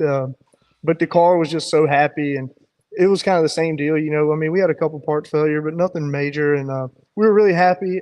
After that, I got my license. We did some testing. I think the weekend, the next weekend after. Yeah, the next weekend after Hot Rod Drag Week, I took it to our local track, Virginia Motorsports Park, and I went a 719 with like zero spray. Like half the spray that we Wow. really should. Yeah, we were super happy. We're like, this thing's going to do everything we want to do, and then from there we started having issues, and the motor kind of proved itself to us to be the issue that we actually discovered here a couple weeks ago. But it was a very good very good car, very good program. We were super happy with it. But when we went down to Sick Week and heard it the first day, that kind of started this turbo deal because we knew we had to do something different. I'd never not finished one before, and it really kind of hurt my feelings to not finish one. So What Yeah. what other cars do you got in the fleet? Is there anything else? we got some other stuff, just some old street rod stuff. I got some stuff we cruise around, and Dad's got a bunch of old cars. He's always messing with something. There's a motor to my right here that God only knows what's inside of it. He painted it the other day, and I'm like, man, we should have started, by taking the heads off, maybe not painting it, but it makes noises, and it'll probably move a vehicle from A to B. But Dad's always messing with something, and he's got a decent amount of old street rods, and my grandfather's, last few vehicles he had. So yeah, we've got a bunch of toys here. We're very fortunate. It can kind of be a headache sometimes, but the racing kind of gets in the way of all of it because, when it's time to go racing, it's time to go racing. And unlike, well, I'm not gonna say unlike everyone, but unlike a lot of the people I see in the drag and drive community, that's probably one of the reasons that we've had such good luck with our nitrous program. Everyone kind of tells me we're crazy for doing what we do, but as I just stated, I've only not finished one of them. And it's because of the amount of racing we do, especially during the season. We're at the track anywhere from 2 to 3 weekends out of the month, and we usually try to test, one night during the week. We're lucky we're in a part of the country that just has, I couldn't even tell you, maybe 10 tracks within 3 hours, and most of them. Awesome. Yeah, it's so nice. I couldn't imagine living in some of these places. They're driving 6 or 7 hours to a track. We have pretty much a track almost every night besides Monday night that does a regular weekly scheduled test and tune. Wow. And so it's hard to beat. It's like, hey, we're going testing Tuesday and you miss it. You're like, oh, we're going to go test Wednesday. We're just going here, so. It's going to be a different direction. Man, Yep. That's crazy. Well, let's, I have, you probably already know this, but by my stats, you guys are the quickest nitrous car of 2024 to finish an event. Thought that was pretty awesome. Yeah, that's cool. Yeah, with your Ultimate Iron finish at Hot Rod Drag Week, 726 average there with a best pass of a 718. So I think you already answered the question there. The 718 just makes you go, man, we're so close to a 6. Yeah, no doubt. And I'm the type of person, I'm almost so stubborn that I would have, done differently than what we have done. I'm sure we'll talk about that in a few minutes, but I would have done differently just to prove it. But at the end of the day, if you look at the community and how things are going, the car is an all steel, all glass car. And in the class that we run of Ultimate Iron, I'm not gonna say we're the only one, but we were the only one in that top 5 at Hot Rod Drag Week. I guarantee you that. Most of those guys are Lexan, they're carbon front clips, and most of those people are, overweight. Our car, factory glass, factory, all steel, factory dimension car, and granted it's cut up, it's a race car. I'll be dead honest with you. But even with all that, just the fact that the nitrous combination is so light, even with the 400, even with the big, the big rear end out back, the 9.5 inch, we had over 200 pounds of ballast in the car, like 270, I believe. And we went across the scales every day at 3,007, 3,008 pounds. Man, that's wild. Yeah, so and that's kind of what our whole debate was. I really have been kind of waving my flag for a little while here, saying, hey, look, these guys are making more power than us, and they weigh. They everyone has to weigh the same weight, which is fine. That's the way the rules are. But to me, in my mind, I saw a little issue with it. The fact that, hey, they've got one piece carbon front end. They've, this thing's all cut up and got carbon and no door panels and has Lexan everything. And they're still, 3,200 pounds, where we're sitting here with the all factory, steel car. You stick a magnet to any part of this thing besides the hood. And even the hood on it is not light. I mean, I could definitely find something lighter, but we thought, hey, if you'll let the nitrous combination come in, you can limit us on something, 484, whatever you want to do, but limit us a little bit on something like that and just give us a weight break. I mean, if you took my car and did everything to it that let's just say Brian's car has done to it, one piece front end, all the glass, everything like that, I think my car could have been as light as, mid 2,500 pounds. And, 500 pounds, you take that 718, that turns into a 680 real easy. Yeah.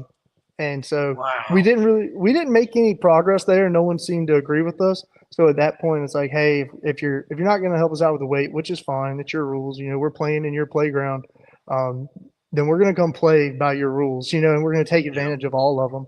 So yeah, what's interesting, the two sides of that, because we really don't have any.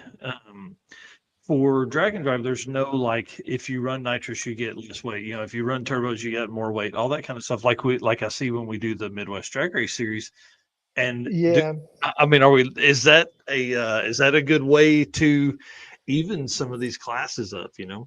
Well, and I've talked to a lot of people, and a lot of people say, hey, well, the motor's unlimited. So, hey, you can weigh what you want. The motor's unlimited. Build you a nitrous motor. And I think that's just not a realistic thing in this world because of the fact that, not to point fingers, but there's another nitrous guy out there. Everyone knows who he is, and everyone knows he's won a lot of stuff.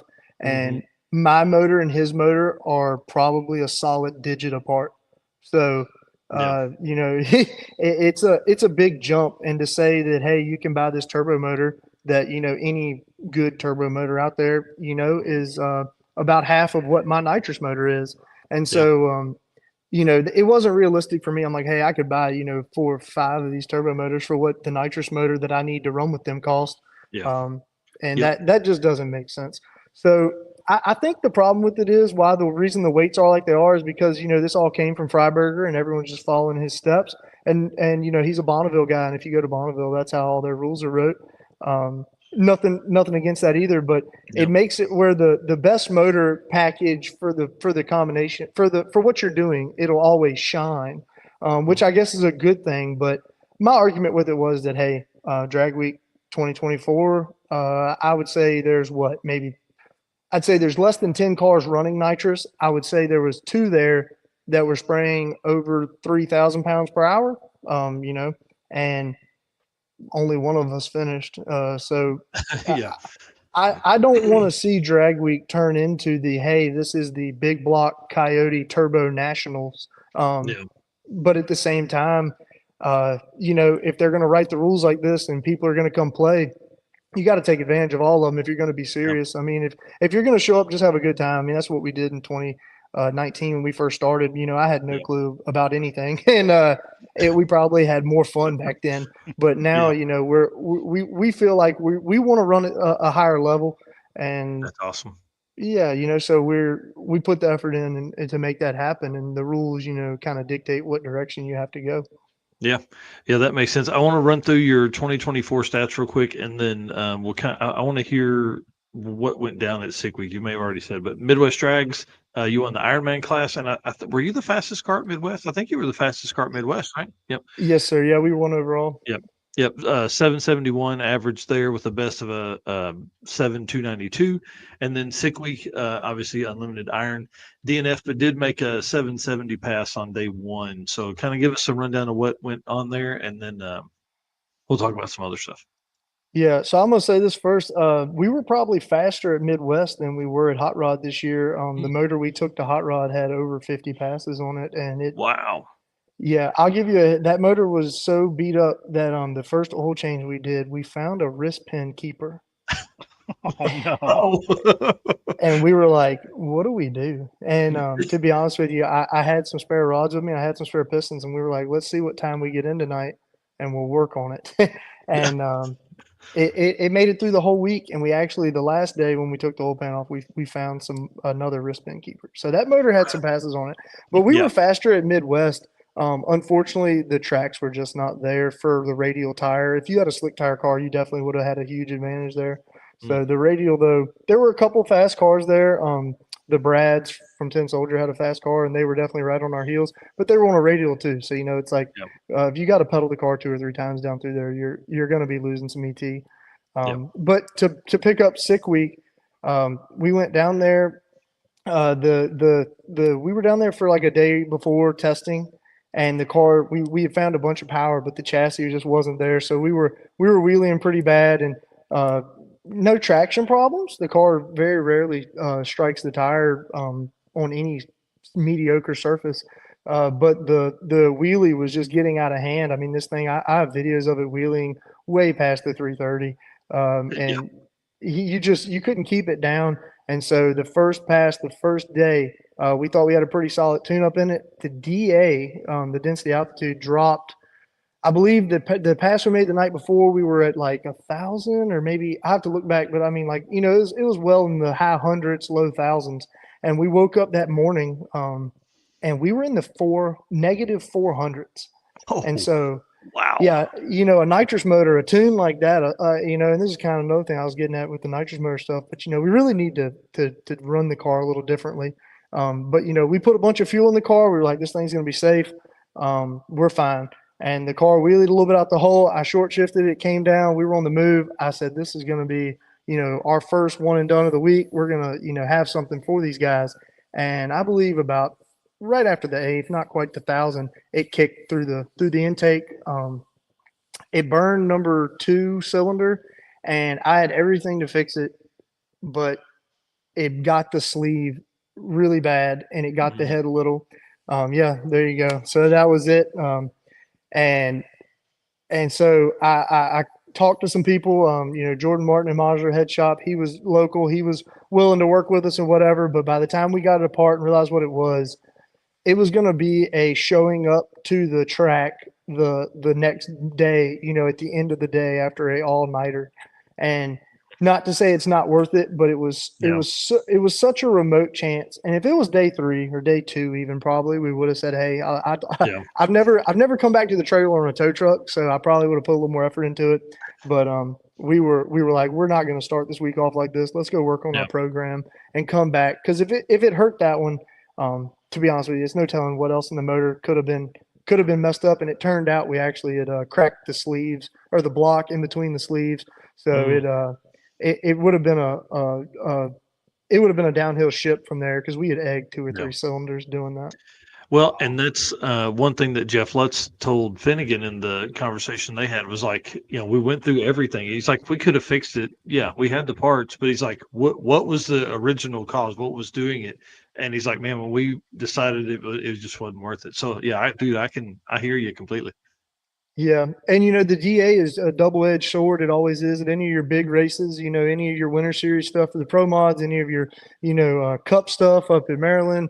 It's the same reason that all these cars are so fast during the winter, because the air is so great, and Florida is so great for good air. But the problem is when you have a swing like that, there's not many combinations that won't hurt themselves doing it, you know. Yeah. And I believe, to be honest with you, that first round was just cursed anyways. I know Devin dropped a valve, I believe, Hmm. destroyed that motor. I'm trying to think, it was 1 or 2 other cars I know that were hurt. So the Monte Carlo, I know they got a cylinder. It was like 4 or 5 of us pitted right next to each other, had cylinder heads off and dropping pistons. So Yep. we we definitely, that first round was definitely a tough one for a lot of people. Yeah, that's for sure. Well, I'm gonna flip through these pictures while Eric asks a few questions. Yeah. So obviously we know your power adder of choice is nitrous. So how much nitrous do you go through during an event? During an event, if everything goes perfect and it's not Midwest drags where you got to make 2 passes a day, we go through more or less 2 bottles a pass. So we run 12-pound bottles. What? It'll burn about 7 pounds out of each bottle by the time you purge and get down to the end and clear the bottles and everything. So we take 4 bottles with us. I have a small bottle rack in the trailer, and that's enough to do 2 passes every day. And hopefully they fill them on site for us at most of these events. So that's super nice. If we're going to a race where they don't fill on site, I actually have some other bottle mounts made up that we can throw in there pretty quick. And I mean, Midwest Strags, I believe I think we took 8 or 10 bottles with us. And we were like, we're not going to make it to a track and not have nitrous because unfortunately they didn't have nitrous on site. So we were hitting up people, randomly shops on the way that had some nitrous for us. So actually, Hargett filled a couple bottles for me when we stopped at his shop. So that was super cool of him. Nice. Man, that's like pro mod stuff. Like Keith Haney's car runs through about that much nitrous. Yeah, well, those guys are doing it in the eighth as well. So you got to take Yeah. when 7 seconds and 3.5 seconds is a little different. But yeah, I mean, I can tell you, we turn on a little over 3,000, about 3,200 pounds per hour Wow. is about what these motors are happy with. And like a pro nitrous motor, these guys will turn on into the 6,000. So they're substantially more, but they also have substantially more cylinder head and substantially more piston bore space to take that ingest that nitrous. That's the thing with nitrous. You can't just keep putting it in there. It's not a turbo. You can't just keep adding it and adding it. At some point, the intake becomes unhappy, and at that point, your tuning window just keeps getting smaller and smaller to the point where you're a few pounds per hour from when you're going to get to put a rack in it. So Yeah, and those guys, a lot of the pro mod guys don't care. They got 2 racks in the trailer. They're just they pull back to the pits and drop it out and put one in, and okay. Yeah, and that's kind of us. I mean, unfortunately, with the nitrous stuff, whenever we go to drag week or any of these events, we have a rack with us. I usually have a couple free floaters that are ready to go. The car is built, it's like people that look at it, especially from some of the other power outers, or an NA motor, they're like, man, this thing is, built kind of funny. It's like, yeah, it's because we can put it on Pro Jacks. I can have the oil pan off of it probably 4 or 5 minutes. We can have each cylinder head off of it in less than 30. We can have a rack back in it. Streetcar bragging rights, we put a rack in it. It was 2 or 3 of us. And we had a head that we had to work on too a little bit, put some valves in. I mean, we're talking an hour and a half, both sides off and, pistons in. So, I mean, when you build these cars and you're going to hurt them, you build it so it's easy to work on, Yeah. Well, and that's what I was going to say too. The level of car build now is really about, we're really seeing like that ease of maintenance, the ease of repair, the ease of getting to stuff is really taking over as compared to, used to. It's like, hey, how much can we fit under this hood to make us go as fast as possible? Now it's like, hey, we might not need those fender liners and Oh yeah, definitely. The S10 behind me, the last time it hurt a cylinder at a head, it hurt the cylinder head at a streetcar race that we were at, and I believe me and 2 or 3 of my buddies, it took us probably 7 or 8 hours by the time we did exhaust, and I mean it's terrible, Yeah. And so that's one of the reasons it's been down for a while. We redid a lot of stuff under there, but it yeah, you get some that you're like, man, I don't want to put the back spark plug in it, and I'm like, Yeah. dude, Maybe that'll make it one more event. yeah, and so Yeah. like that's one thing with nitrous motor too. You're always changing spark plug stuff. I got these 2.5 foot long ratchets. You can get to every one of them while you're standing up talking to your buddies. I mean, it's ease of maintenance. That's a big deal on a lot of these cars. You don't want nothing you have to kind of fight to get to.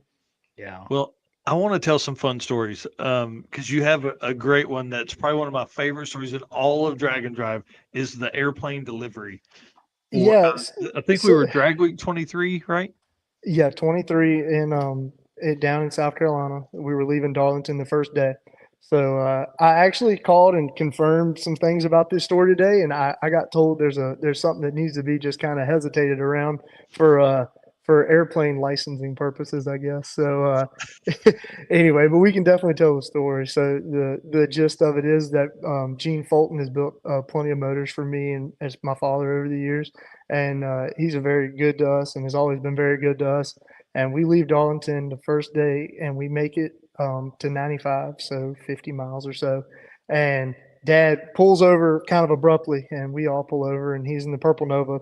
And he's like, hey, it's blown up. It knocked a rod out of it, whatever. And I'm like, man, I'm not saying it didn't, but it's hard to believe. Like this thing's been really good to us, and it was not. It was a motor that had some time on it. I was pretty confident in it, and he's like, I don't know. It sounded like it was coming apart. I cut it off. I'm like, okay. So we popped the valve covers off, and laying right on top is a broke rocker arm. I said, no problem. I got rocker arms in the trailer. So we pull his trailer apart and start digging and find the rocker arms for another motor that we have. So Darn. yep, it's like darn, we brought rocker arms, just not the right ones. So we get to calling on the horn, and we're talking to everybody, and come to find out, Gene's kind of lead guy Stacy has the same exact motor in one of his dragsters or one of his cars, and they were down for the season for the end of the year, and he agrees he'd bring it to us. So they're 5 hours away or 4 hours away, and I get a call back, and it's Gene. He said, "Hey, look, Stacy's got the rocker arms off. I got them. Me and Stacy are getting in the airplane. We're gonna head y'all's way." He said, "I think I know where y'all are at." Okay. So he's like, "It's only about a 45-minute flight."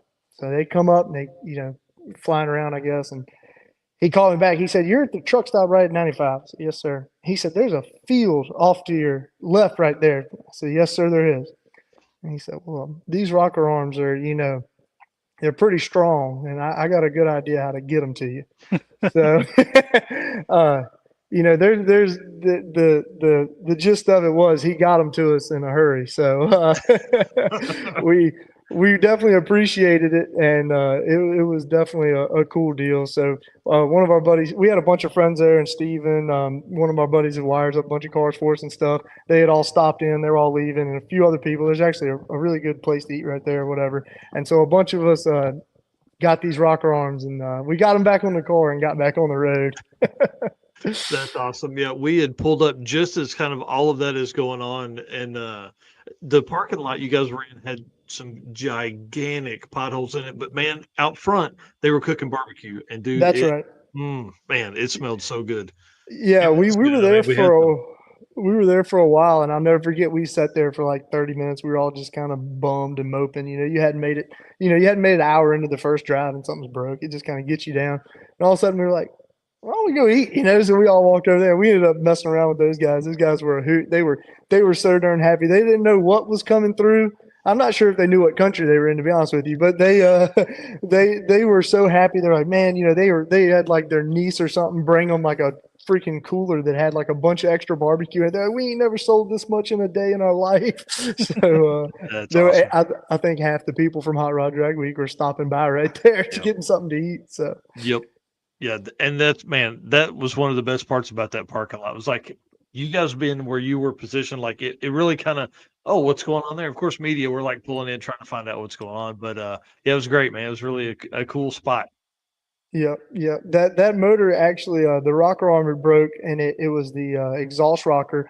So whenever that happens, it just hammers the crap out of a cylinder. And the next day, Dad makes a pass and comes back, and the car won't start. And so we thought we had electrical issues, so we rewired half the car and ended up having two batteries strapped in the car. This thing's got like y'all just had excess on here. He could tell you, but I'm sure this thing had probably 3,000 cold cranking amps with two of their batteries in it. Um, and the thing finally starts up and runs, and we ran the car for like 7 or 8 hours straight. We never cut it off from shoot, I can't remember the track we were at, but we went out. We were going out to Bristol, but we left from Rockingham. So Rockingham to Bristol, drag week route through the mountains, everything else. We're at the gas station. Everybody's got their cars off, cooling them down. And the old Nova's just sitting over there, just humming away. It never cut off. And we got to the hotel and finally cut it off the next morning. We jumped it and cranked it back up. It was good. And the next pass at Bristol, it let a rod out of it. So it turned out our electrical gremlin was actually the rod bearing got beat up when the exhaust, when the exhaust wouldn't open and made all that cylinder pressure. And Dad freaking sawed a block in half. I mean, this aluminum rod, I think there was one rod still connected in the whole motor. I mean, it just destroyed this thing.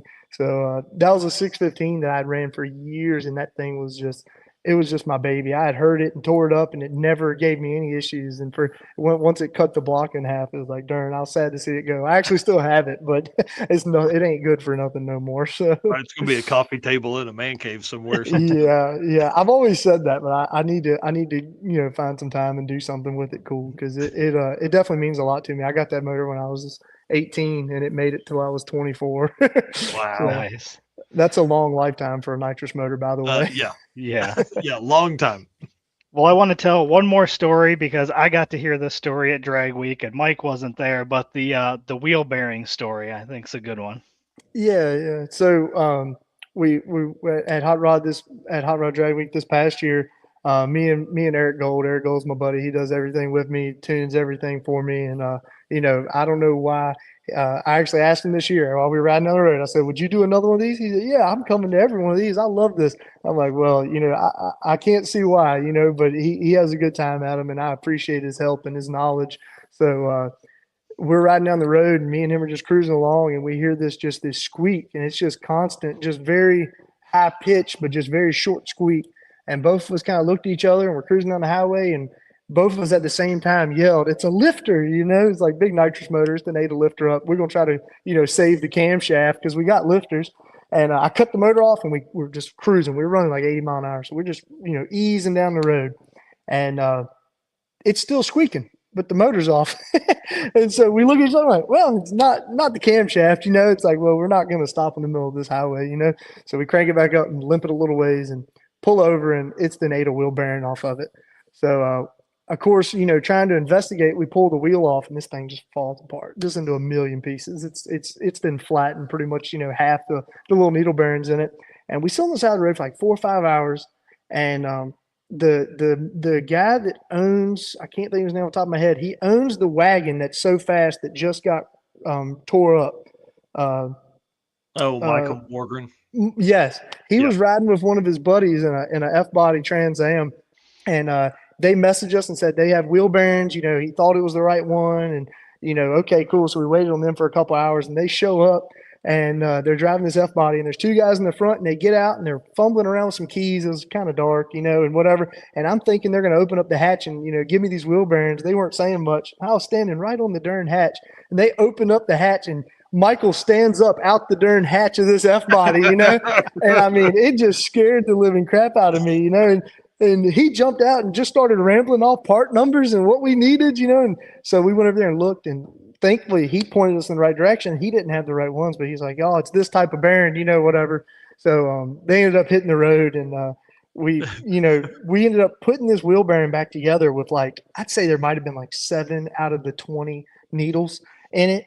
And I packed it real tight, and just tightened the crap out of it. We got 8 miles to a parts store. I think it was O'Reilly's. And we get back on the road, just 5 miles an hour, creep up there. And we walk in there, and we ended up raiding this poor kid. It's right before they closed. He was the only one on. We raid his freaking bearings. I mean, the guy's like, "Well, sir, this one's, $16 and this one's $7. You might want to." I'm like, "Dude, I'll take one of every one of them in here. You close in 4 or 5 minutes. I got to have something." And I had brought bearings with me. And of course, that was kind of the same deal. I unpacked them. I thought the car had a certain type of strut on it, and it turned out it doesn't. So that's something, I'd never run into before. So, Man, that's awesome. Yeah, so we ended up taking these wheel bearings, and we take and break the cages off of them, and we found one that the OD of it was perfect, but we found another one that the ID of it was I think we needed a 19, and it was 17 or maybe even 18. It was super close, but they were 2 different bearings, So we busted open 4 or 5 more and found the right size needles to put in it to make it where it would get tight, and we're perfect. So now the only thing we need is the inner diameter of this one, center race to open up let's just say a millimeter. And so we sit down with a Dremel tool with a carbide bit on it. And my buddy Eric, that's riding with me, he's like, "All right, I'm gonna hit this, we'll have this thing back on the road in 10 minutes." And it's 11:30 at this point. He sits there till midnight, 12:30 maybe, and he's falling asleep with this thing. So finally I grab it from him, and I sit there, and we got the shaft, and we got a bolt that was the right size. We calipered it and got the bolt that was perfect size. So we got a bolt. We're just sitting in a chair, just trying to make this thing fit. And you would grind on this hardened wheel bearing from O'Reilly's. You'd think this thing would be made of paper. It's as hard as the best samurai sword you've ever seen in your life.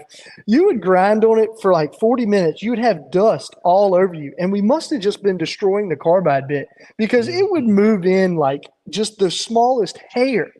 So after I think it was like close to 2, we finally get this thing where we can gingerly tap it on there with a 2-pound hammer. And we drive this thing on there and we pack it real good and we ride 15, 20 minutes. We pull over on the side of the road and it's as loose as anything you've ever felt in your life. We're like, darn, this did not work, So we pull it all back apart and it turned out the bearings had just seated in a little bit. We pack it again, put it on there, and we ride. And Brian Goldstein was actually working on his car, and I had messaged him, or he might have saw my Facebook post, whatever. And he had some. He runs the same style. So the next day we get to the track and we're waiting, and this was the morning that they had hurt their motor the night before. And he's messaged me. He's like, "We're going to be there at 10 o'clock." So we wait till like 10. He messaged me. He's like, "It might be like 1 or 2 before we get there." I'm like, God, I need to get a pass in. He's like, whatever. So we get it up, we check it. It's still tight or whatever. And I can't remember who it was. Somebody walked over there and like, "We heard you had some wheel bearing issues." I'm like, "Yeah, we made one last night." And they're like, "Darn, it's amazing. It made it here." I'm like, "Yeah, I hope it's amazing after this pass because we're about to run 190 mile an hour. And, we're going to see what this thing's made of." So we ended up running that pass and came back, checked it. It's good. We're like, man, we're going to get a job with Ford here soon. And so Brian showed up and give us some ones. And we're like, we're just going to hit the road and, we'll see how it works. And to be honest with you, I thought about it last night. I'm like, I need to change those wheel bearings before we go test this car because that one's still in it now. I haven't raced the car anymore, but it's still fine, I'm sure. But we're gonna put one in there that was designed for that. Yeah, man. Definitely. Because I'm sure the ones we got were for like a jet ski trailer or something. The $7 stuff comes through, man. The $7 stuff comes through. Well, I want to talk. Go ahead. I'm just saying that's one of those things on drag week. It's like you're going to run into issues. And the thing I always laugh about is like the karma always comes around. So Michael and those guys stopped and helped us with the wheel bearing, pointing us in the right direction. We appreciate it so much. The last day or the Thursday, we actually passed those guys with the Trans Am, pulled over on the side of the road, and I stopped. I'm like, God, I got to stop and see if they're okay. So we stopped, and they're like, "Hey, we need a transmission pan." I'm like, "I ain't got a transmission pan, but I got a transmission, and it's got a pan on it."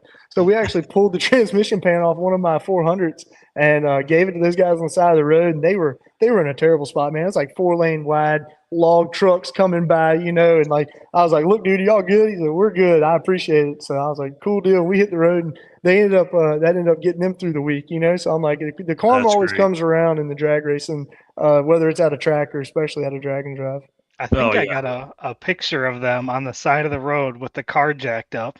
I think I posted it. It was in the album yesterday, and it was pure luck because we were, booking down the highway in the rental car, and I saw it, and I just stuck the camera out the window and held the button down until we passed, and there was one picture that was somewhat clear, but yeah, the front end's all jacked up on it. They're standing around it.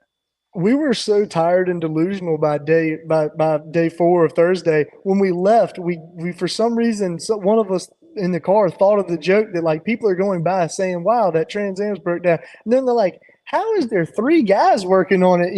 And we laughed about it for like, ever, and looking at it now, I'm like, that's so stupid. That's not funny at all. But when you're on like, 20 hours of sleep for a week, it's hilarious. Oh yeah. Well, I want to bring up because this is what's coming. Oh boy. Uh-oh. He always freezes at the weirdest times. Darn, I can't believe it's me. I'm in the middle of the woods in a metal building. Well, I think this is what he was going to show. Yeah, I believe so. And so, talking about car upgrades, you've got turbos coming. Yep. So Matt down at Performance Fab actually, posted some pictures yesterday, and which he had every right to, but and we're not keeping any secrets here. But the car is definitely, it's in turbo mode now, so it'll be here tomorrow at the shop. I can't wait to see it with my own eyes. I'm really excited. So, like I said, I've had this turbo truck behind me before, and I've raced, drove quite a few turbo cars over the years. And I'm not a turbo hater. I love turbos. I love the idea of it. it's a little complicated for me. It's at the end of the day, nitrous is just so simple and so easy. And if you hurt something, you're going to hurt a piston, and you can just put a piston in it. So that to me makes more sense. But Did you hang up on me? How do you always freeze Dude. at the weirdest moments? No, it like completely shut me out. I was bringing up the turbo stuff here. Sorry about that. yeah, no, it's Sure, that's cool. what you guys were talking about. Dude, he did amazing work.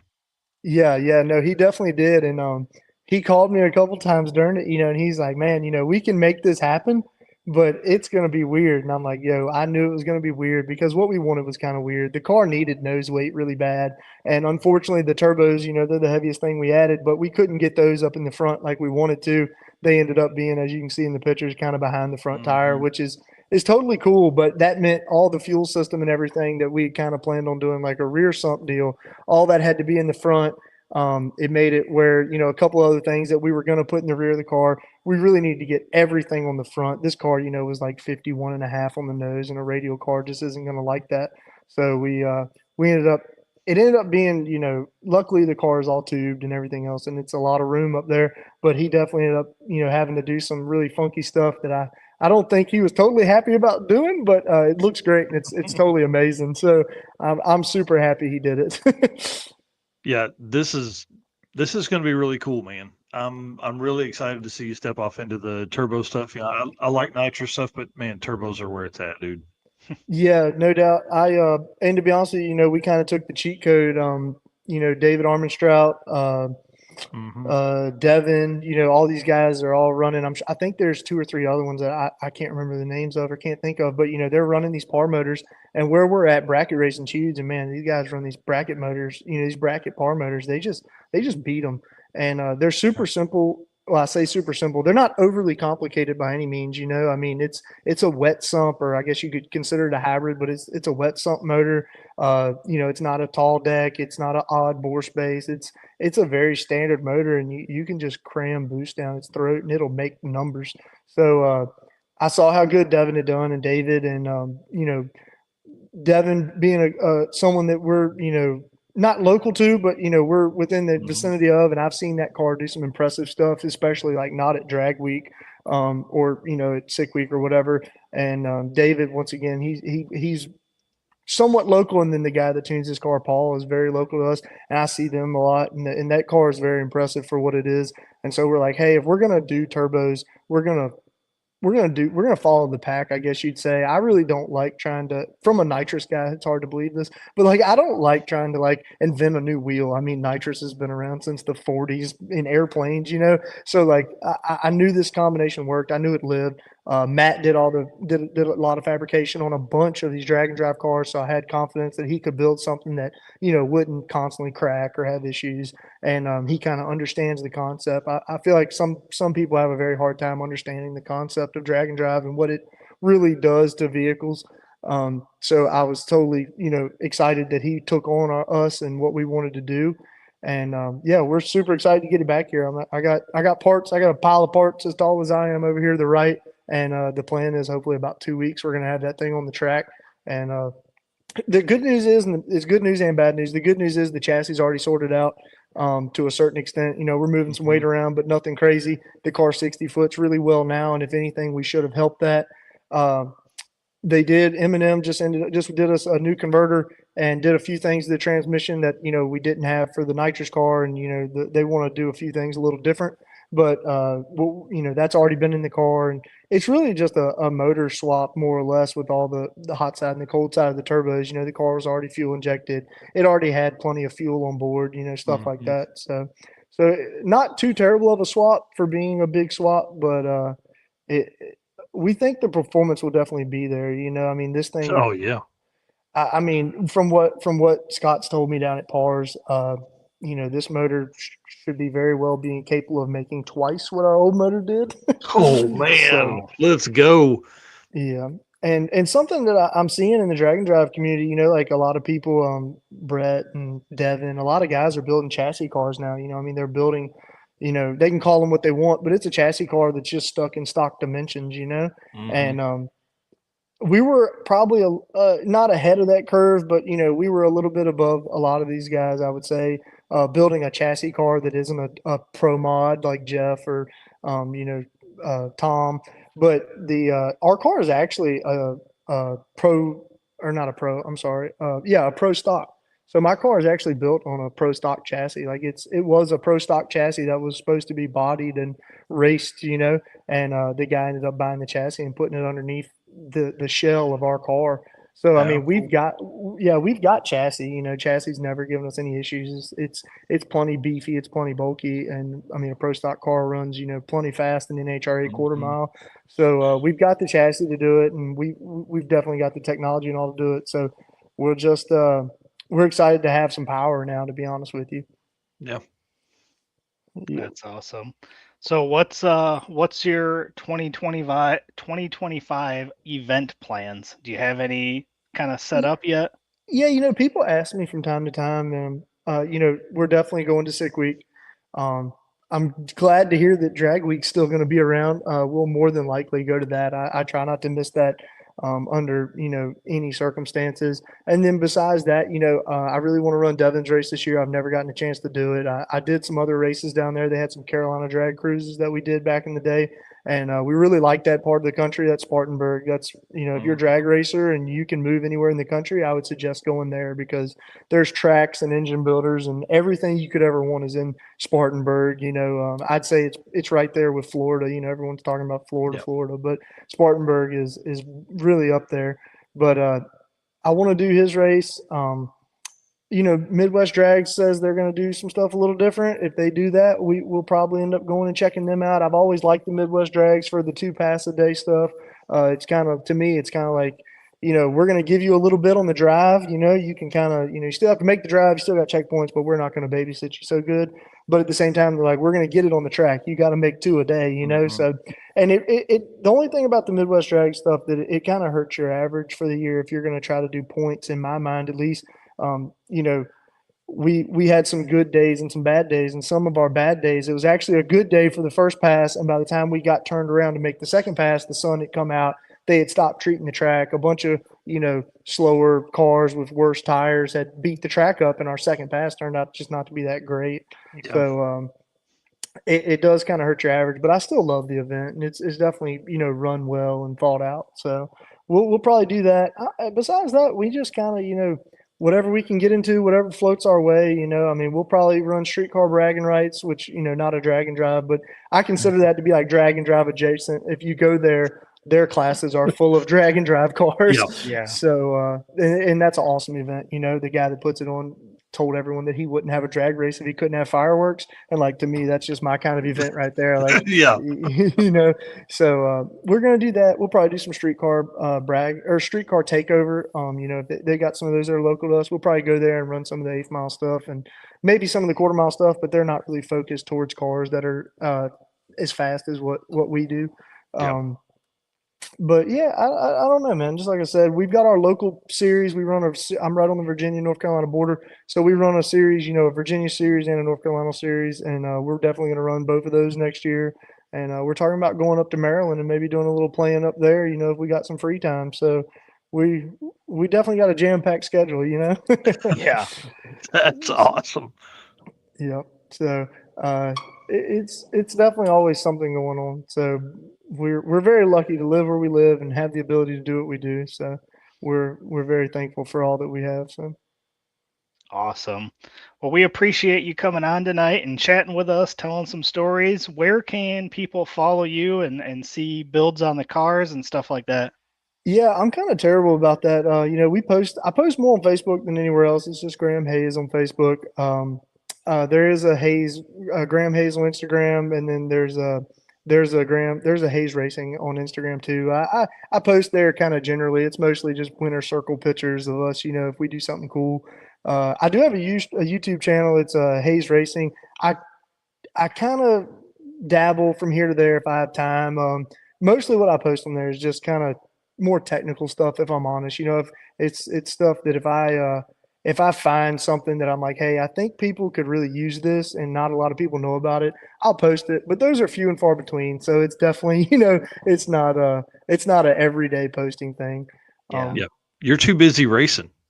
Well, that and working. So yeah, it's working 10 hours a day and then come home and work on the race car, for another 4 or 5 hours and then wife and family and everything else. So Oh I yeah. will say this. I was thinking about this while y'all were talking to the guy from Excess Power. We bought a battery from him at our first battery from him at Sick Week, and we've got two of them. And Dad grabbed one and I grabbed one, and we turned around and both like made a complete 360. And Dad said, "Where's the? We these are the display batteries. Where's the real ones?" And he said, "That's your battery." And Dad looked at him and said, "No, I'm telling you, it's a display battery." And Dad was so convinced, and I was too. I was like, "This thing is fake." Like this. My cell phone weighs more than this. And the guy grabbed a multimeter or like a voltmeter or whatever and stuck it right on there. It had like 13, 14 volts or whatever. And I was like, man, and we walked all the way from his, in the staging lanes, all the way back to our hauler, all the way down at the very end of the return road. And the whole time we were like, man, we just got screwed. Like there's no way these batteries are going to be worth a darn. Like I'm thinking there's like one single AA battery in there. And man, I tell you, that thing would start the world if it ever cut off. They are amazing. So I always try to rep their stuff. I have all their stickers on my cars and stuff, and their stuff is top notch. So That's awesome. All Well, right. yeah, dude, thank you so much for coming on, man. I can't wait to hang out at Sick Week.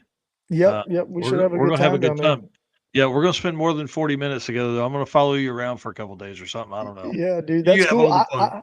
I hope a bunch of people are following us around because I hope I hope we're doing good. I mean, you never know Yeah. what comes your way during these races, but we're gonna put a lot of effort and a lot of time into doing good down there. Yeah. So Yeah, well, please keep us updated on testing and stuff like that in the car and all that comes about over the next, I'm sure, few weeks for yep. you guys. Yes, sir. Yes, sir. We will do. We'll try to throw some time slips up if we do something cool. So There you go. Right. All right, man. Thanks, Graham. We'll see you yeah, soon, man. bud. Thank Yep. y'all. Good talking. See you. Yep. You Yeah, too. later. Thanks. Dude. How Yeah. cool! I Yeah. love that he was doing turbos. I'm a big fan. Big Yeah. fan of that car. Just the whole family, they have a blast, and they're fast as all get out for sure. Yeah, for sure. It was Tommy, all the Summit guys. We were hanging out at the hotel, and he comes wandering out and just hung out for a little bit. And man, did we laughed so much. I mean, some of the stories that he tells, about the wheel bearing and everything, just we were cracking up all night. So it was a ton of fun hanging out with him. That's awesome. That is awesome. All right, well, dude, let's wrap this up, man. Yeah. So next week, Yep. go There for you it. Next week, next Monday. Yeah, actually, it'll be on Monday, not next week. Mhm. But on Yep. Monday, because of the holiday, we're going to change the day up a little bit. But we have Reggie Moore, Jason Schaefer, and Scott Guthrie on the show to talk about their trip across America and their hot rods. And this is going to be the only guest we have on for the show because Yep. they are going to have some stories to tell, I'm sure, and I'm super excited to hear those. Yeah, this is going to be a good one. So we're going to start the show with like probably 15 or 20 minutes of just regular, updates and news and stuff like that. But then, we've really planned 90 minutes for these guys because just the photos that Reggie and Jason and Scott have sent have been awesome. This is going to be really, really, really cool. And these three cars they have here, that's what they drove. Jason and Scott both drove from Florida to Famosa in California. So they went out to SEMA for a couple days and then cruised on out to Famosa. It's crazy, crazy, Yeah. crazy. Yeah, I'm sure there'll be plenty of stories for sure. Oh yeah, yeah. All I'm ready right. for it. Bring it on. Well, one last time, again, we've had lots of people in here tonight making comments, hanging out, watching. So appreciate all of you guys. You guys are our race car friends, and you guys are what keeps us going each and every week. And again, we cannot do this without our sponsors. They make all of this possible. So thank you, Summit Racing Equipment, Marley Motorsports, Driven Racing Oil, Car Change 3D, WAF Racing, Performabuilt Transmissions, Howard's Cam, Sweet Patina, J-Wire Solutions, Racing Junk, and Power Tube TV. Guys, we will see you on our next episode. Yep. See you guys.